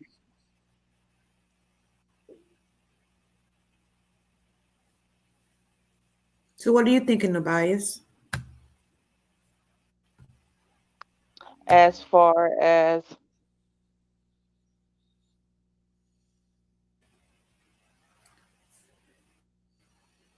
As the interview and basically the narrative that the interviewer kind of built there. you know I'm a big timeline person, so I've always uh kind of use that narrative as my foundation of a timeline. That's how I'm able to come up with so many dates. When you guys ask, because he kind of tells it all in there, and that's where I get it from. So as far as what he's saying, again, um, I think it's very important because there's a lot of things that he say that is not even addressed now, right? And there's a lot of things that are consistent that what he says and puts clarification to things. So, yeah, his interview is one of the ones I like to refer to as a primary source that gives us a lot as far as information and timeline. Because again, we know things were told to him, but they were also told to him within that first 24 hours. And again, when Mhm. as a fan of the first 48, those first 48 hours are very crucial, and he gives us Right. a timeline and some events in that time frame.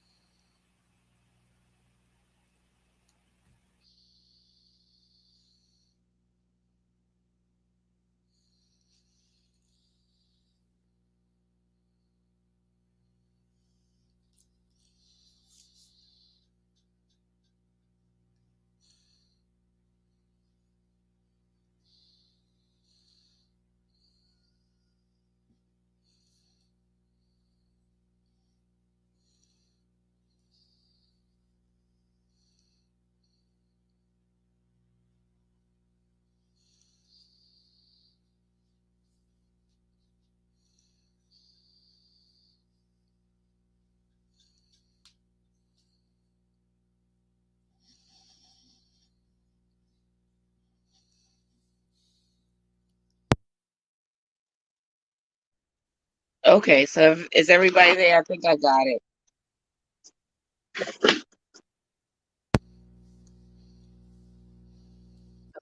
I'm Hello? here, Shell. Okay. Nobody's you there? Yes, I'm here.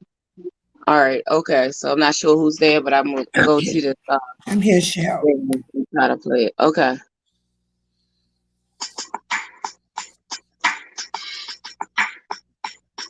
Come in and let's sip this tea. Girl, come talk to me. Come on in. Shell, you could go straight to 3 minutes. Okay, that's what I was getting ready to say. That I was getting ready to ask you that. 3 minutes.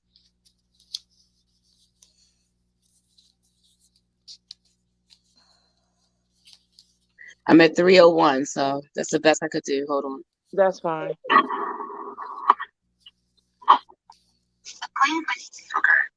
Y'all ready?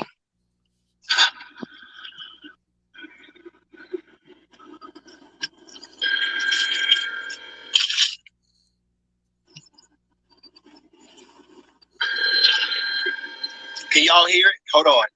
Can y'all hear it? Give me a 1 if y'all can hear it. Can y'all hear it? If you can hear it, press 1.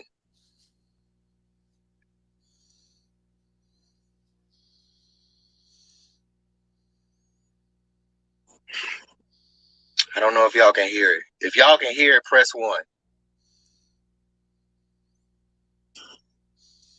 Oh, can y'all see? Can y'all hear it? Can y'all see it?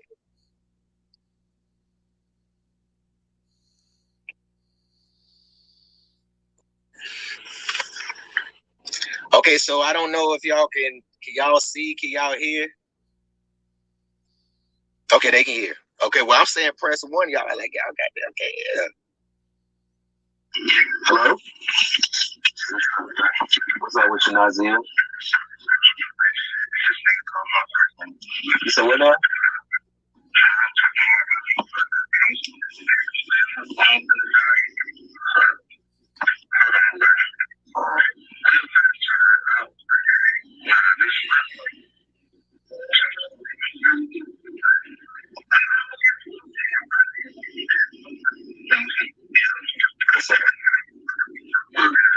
How you doing, man? So what's up? You want to talk? What's up?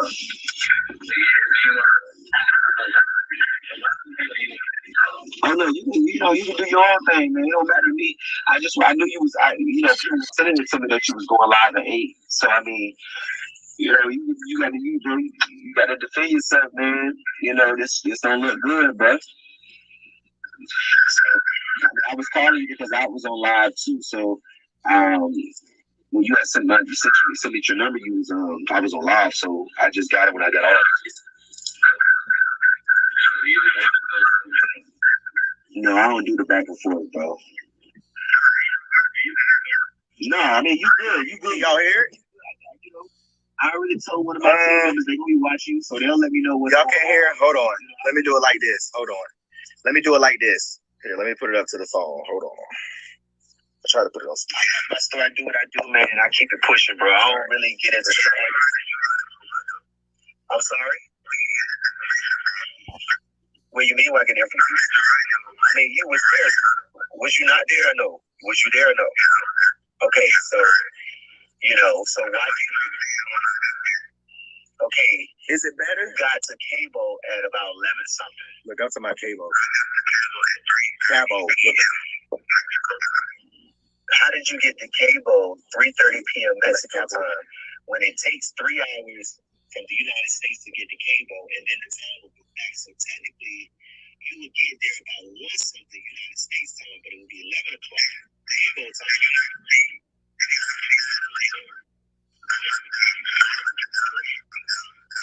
Right. Yeah, that's what I'm saying. So, what time did y'all depart from at 10:30? Like the tickets? I can't hear what Nazir is saying. Right. Okay, hold on for a second. I noticed that. Hold on, let me see.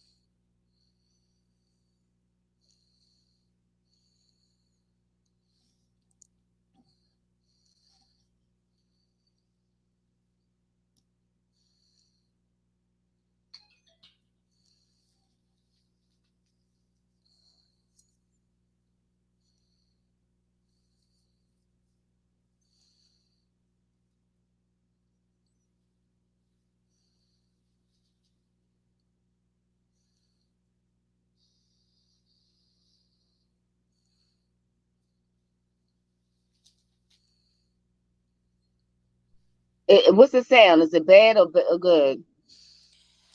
I can hear Gerald, but I can't hear You can't hear Nazir. Nazir. Sounds fuzzy and far away. Right, and it sounds the same way on my side too. That's the thing. That's why I can't make it no any better. We can still play it and then still try to find a more yeah, again I couldn't find it at Okay. all. Yeah, so let me try it and then we'll try we can try something else maybe even tomorrow because I know we gotta do part two of the other one. So we can probably, keep searching, see if we get a better sound, but this is what we got for right now at 3 a.m. So we're gonna try this, and then if it's we're gonna make it out the best. I can try. I know that right now. Let me just commentate in the middle. Is that Nazir, which is really what really ticked me off in the beginning, is ticking me off again. Like he could have got so much more out of Nazir, but you keep going back and forth about this time. And I want to say this too, is that Nazir is going by his time stamps because I'm sure because he's looking at the times of everything. When you go to Quella's video, and that's what I was pointing out to No Bias. And when Nazir, as he was speaking, his timestamps weren't right. And when you look at Quella's videos compared to what Dad said and Mom said about what time the chef came there, but when you look at her video on that timestamp on the bottom, it has like I think it was 8:45 or 9, or 9:45, whatever it was. But then you obviously got to take it back 2 hours. So even at that point, that shows that even Quella's timestamps were not right. And people are like, oh, she should go somewhere else. It should automatically bounce off and do it. Well, no, it didn't because even on Quella's, it didn't go back. So I felt like he lost him on this interview because you keep going back about timestamps that you don't even know personally. Just talk to the guy. So here we go. I've been to Mexico before, bro. So I mean, I know how the time zone. You got there 2:16. What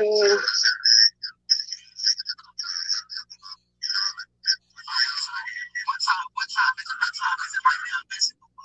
What time is it right now? It's 5:46 in Mexico right now. It's 5:46, right? Yes, they 2 hours behind. So like, wait, you thought it was 2 hours? You thought it was 2 hours ahead? I said, if you fly in from Dallas to Cabo, okay, well, your flight I think it's an hour. I think it's an hour behind.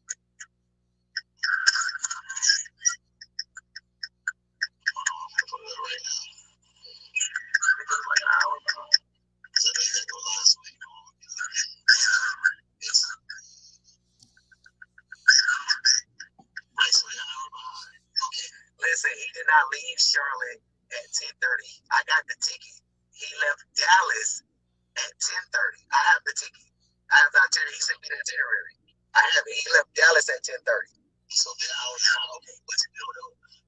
Your flight still left at the time according to Texas time. All right. So if you left at 10:30 and you got the Cabo, that's 3 hours. So let's just say 1:30 is when you got the Cabo.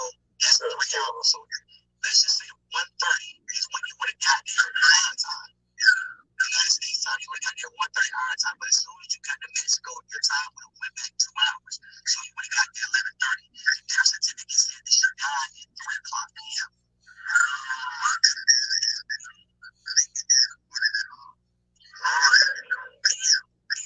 But Nazir, that's what Nazir, anybody that knows mathematics like I do, I'm very smart, but you said I was an idiot. All right, but I'm very smart, just to let you know. So there you go. He's mad because my Nazir called him an idiot. So maybe that's when it all became, the discourse became, is because Nazir called him an idiot. But to me, it's like, first of all, it's like, even Gerald is off all the time. He said, well, you should have got there at 11:30. But even the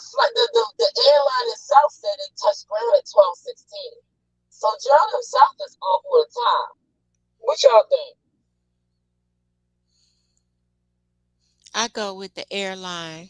Me too.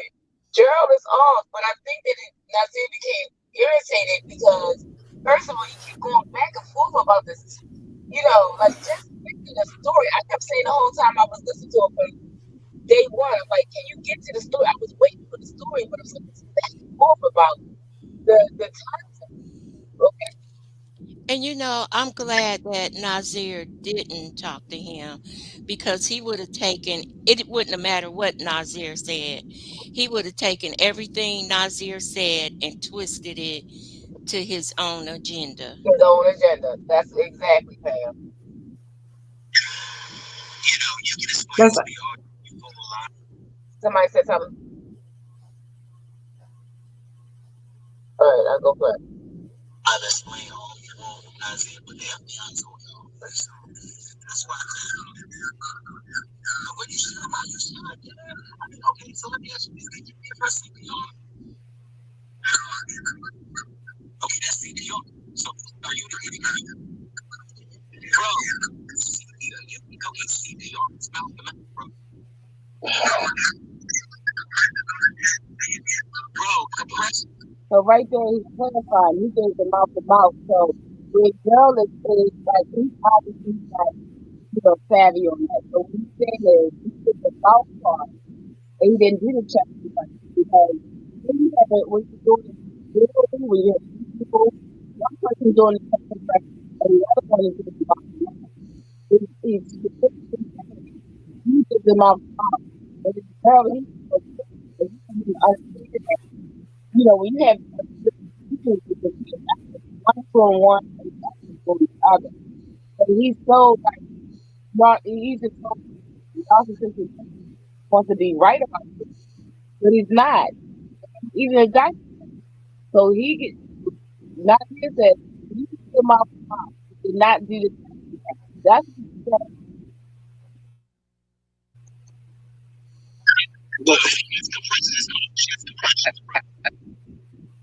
CPR is what you do not know. You did not know, Frank. So you knew that Shanquila, bro.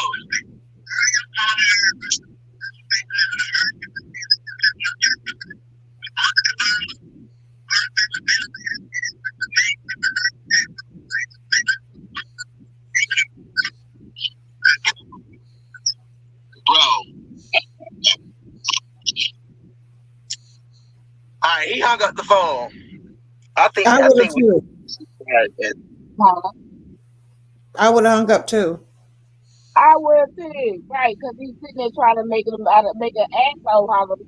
But excuse me. But at the same time, he don't even have the level of intelligence, or he's not so versed in the whole CPR thing. And he actually making a spectacle out of himself, because with CPR, one person's doing the other one is doing the check. And I'm not saying that if you by yourself, you can't do both. If you're doing it in a one-on-one, you just like, okay, I would be like, look, have a nice day. I would have never spoke to him again. I would have spoke to him again. He did the other part. At 3 o'clock is on the text messages on Instagram. All right. He was there.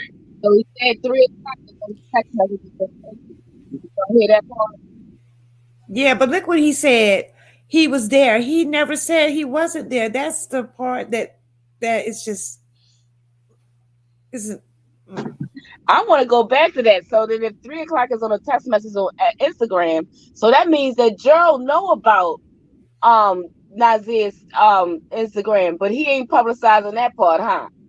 Mm-hmm. So he saw it, but he won't show it because he knows that will validate him. That's what I'm taking from. Let me go back to that part right there. Hold on. Exactly right. Right. We all said we didn't see it, but guess what? He saw it. Hold on, 11. Oh, okay. All right, hold on. She'd have died at 3 o'clock is on the text messages on Instagram.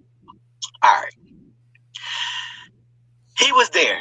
Okay, he said 2:16. Okay, so you were still there. The death certificate stated that she died at 3 o'clock, October the 29th. Okay, if you was there at 2:16, you still was there, a couple of 40 something minutes. 39 minutes, you was still there. So, and she died 15 minutes after the injury, according to the medical examiner. Okay, like I said, he left Charlotte at like 7 something and got to Dallas. Okay, and they was supposed to board their flight at 9:45 and pull out at 10:30. From 10:30 a.m. flying to Mexico, Cabo, whatever, it's 3 hours. He would have got there at 1:30. Okay, or probably even earlier. Okay, when you would have got there, it would have been 11 o'clock, 11:30 Mexico time. Her death was ruled. The day and the time of her death was according to Mexico time. Okay, bro. So stop going on Instagram. And you know what? I'm about to go on a blocking spree. I'm finna start blocking some of these motherfuckers that are coming on this page because y'all really pissing me off. Because y'all trying to make it. I believe him. How you believe him? This dude couldn't even get his time because he just said, I thought the Mexico time was 2 ahead. So if you thought Mexico time was 2 hours ahead when it's really 2 hours behind, bro, you don't even know what time you got it. Then you said 2:60. Then you got on Instagram Live. You said a bunch of bullshit.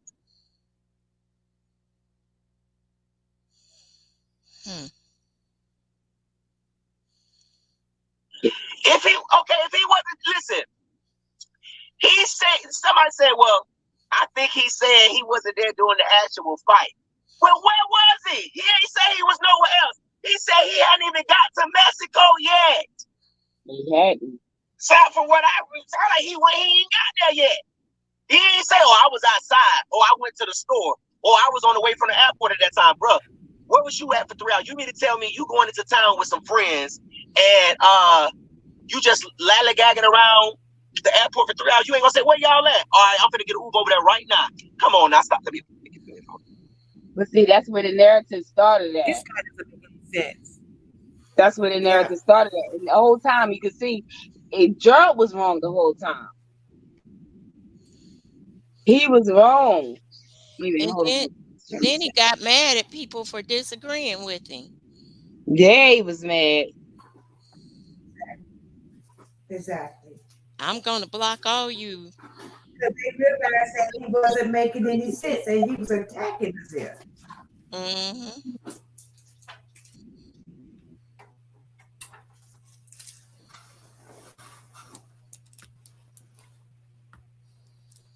Right. So he's the one who started this narrative.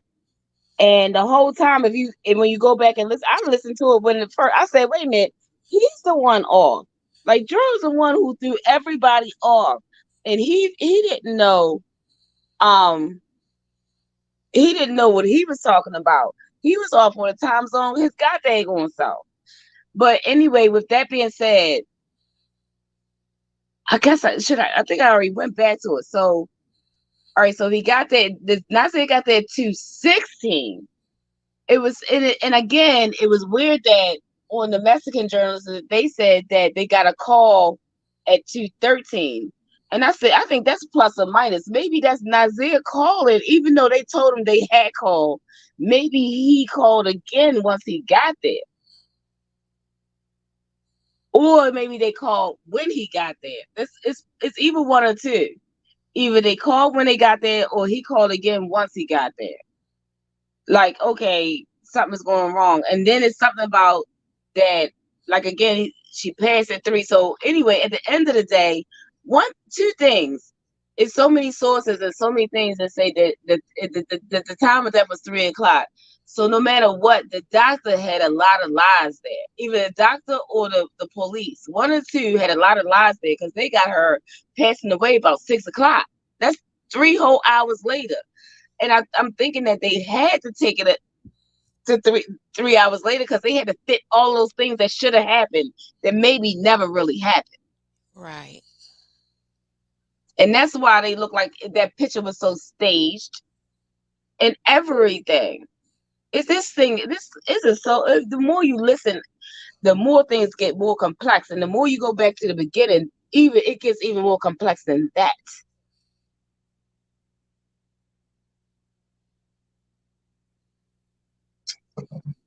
Yep. Anybody in chat? I gotta find this on chat because I've been basically going in between with these YouTube, so I have to go back and see if I can find this on chat, y'all. People in Hold on. the video. Then okay, y'all. Anything, Mel? You still up? I know y'all. Everybody probably dozing. It's 3 o'clock. We stayed up until 8 o'clock this morning. All right, hold on. Let me see if I can find this here. So anybody in chat? I'm still hanging up a bit, but Yeah. I'm just gonna go to the chat real I quick and forgot see the if I can time find. forward. All right. I'm gonna see if I can find this real quick in the chat to see if I can get somebody because I can't because by Shank not being there, I can't see the chat. So y'all hold on for me. I'm trying to get there. I always had such a hard time getting this thing. Oh, here we go. Oh no, hold on, I'm in the wrong thing.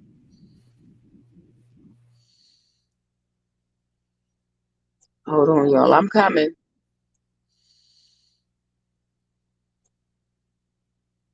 Boo, boo, boo, boo, boo. Hold on. I'm coming. Just hold on. I don't want that one. What are my subscriptions? Let's see who we can get. I'm coming, y'all, in the chat. I'm coming. I'm coming.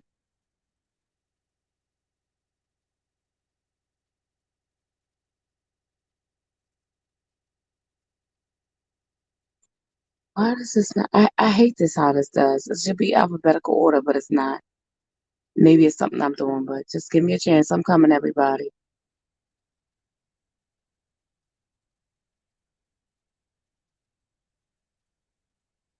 Yeah, but in the meantime, yeah, it seems as though the narrative was trying to be started in the beginning, and I feel like, and I'm okay with the whole thing, like one way or the other, because everybody has a right to their opinion. But I feel like even in that, when it's like you're trying to set the narrative, like no matter what like you're not giving a fair chance to really. Well, I saw past it. I can say that I saw past it. I definitely saw past it. All right, here we go.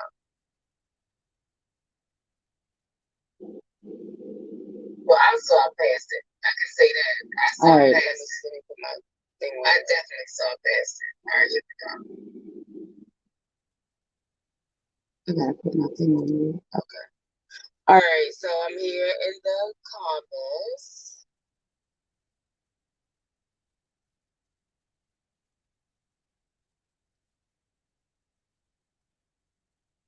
Diva Flow is something about Gerald Jackson, most definitely. Sages, kindly leave a catchy comment. Diva Flow, there's something ain't right about Gerald Jackson. OGJ, he sound concerned. Did he attend the rally or funeral or balloon release? He's being nosy and messy. I'm probably going back further than maybe Shake already covered this. Sag is giving shouts out for pulling up. The Coffee Girl. I'm far back because we talk about Mr. Robinson in that case. Diva Flow, there's more to this than what was being told. And shout out to Made in Texas from Sages. And then right, Diva Flow, I'm sorry. I know we can't hear Nazir. We're gonna try to do Nazir. We're gonna try to do this again tomorrow. But this was like a copy on top of a copy. So we'll research that out, and then by tomorrow we should be able to pull it up. But besides that, we don't have anything else left in the chat. We didn't get up to 100 yet. So if anybody is still watching, can you go in and please hit the like so that we can still get these things into the algorithm? We have for what I'm reading right now, we got 49 people watching, 64 likes, so there's only 49 people left right now. But if anybody else is in there, can you please go hit the like button so we can also get this into the algorithm? it would be very much appreciated. Get those likes up, please. Anything anybody else want to talk about?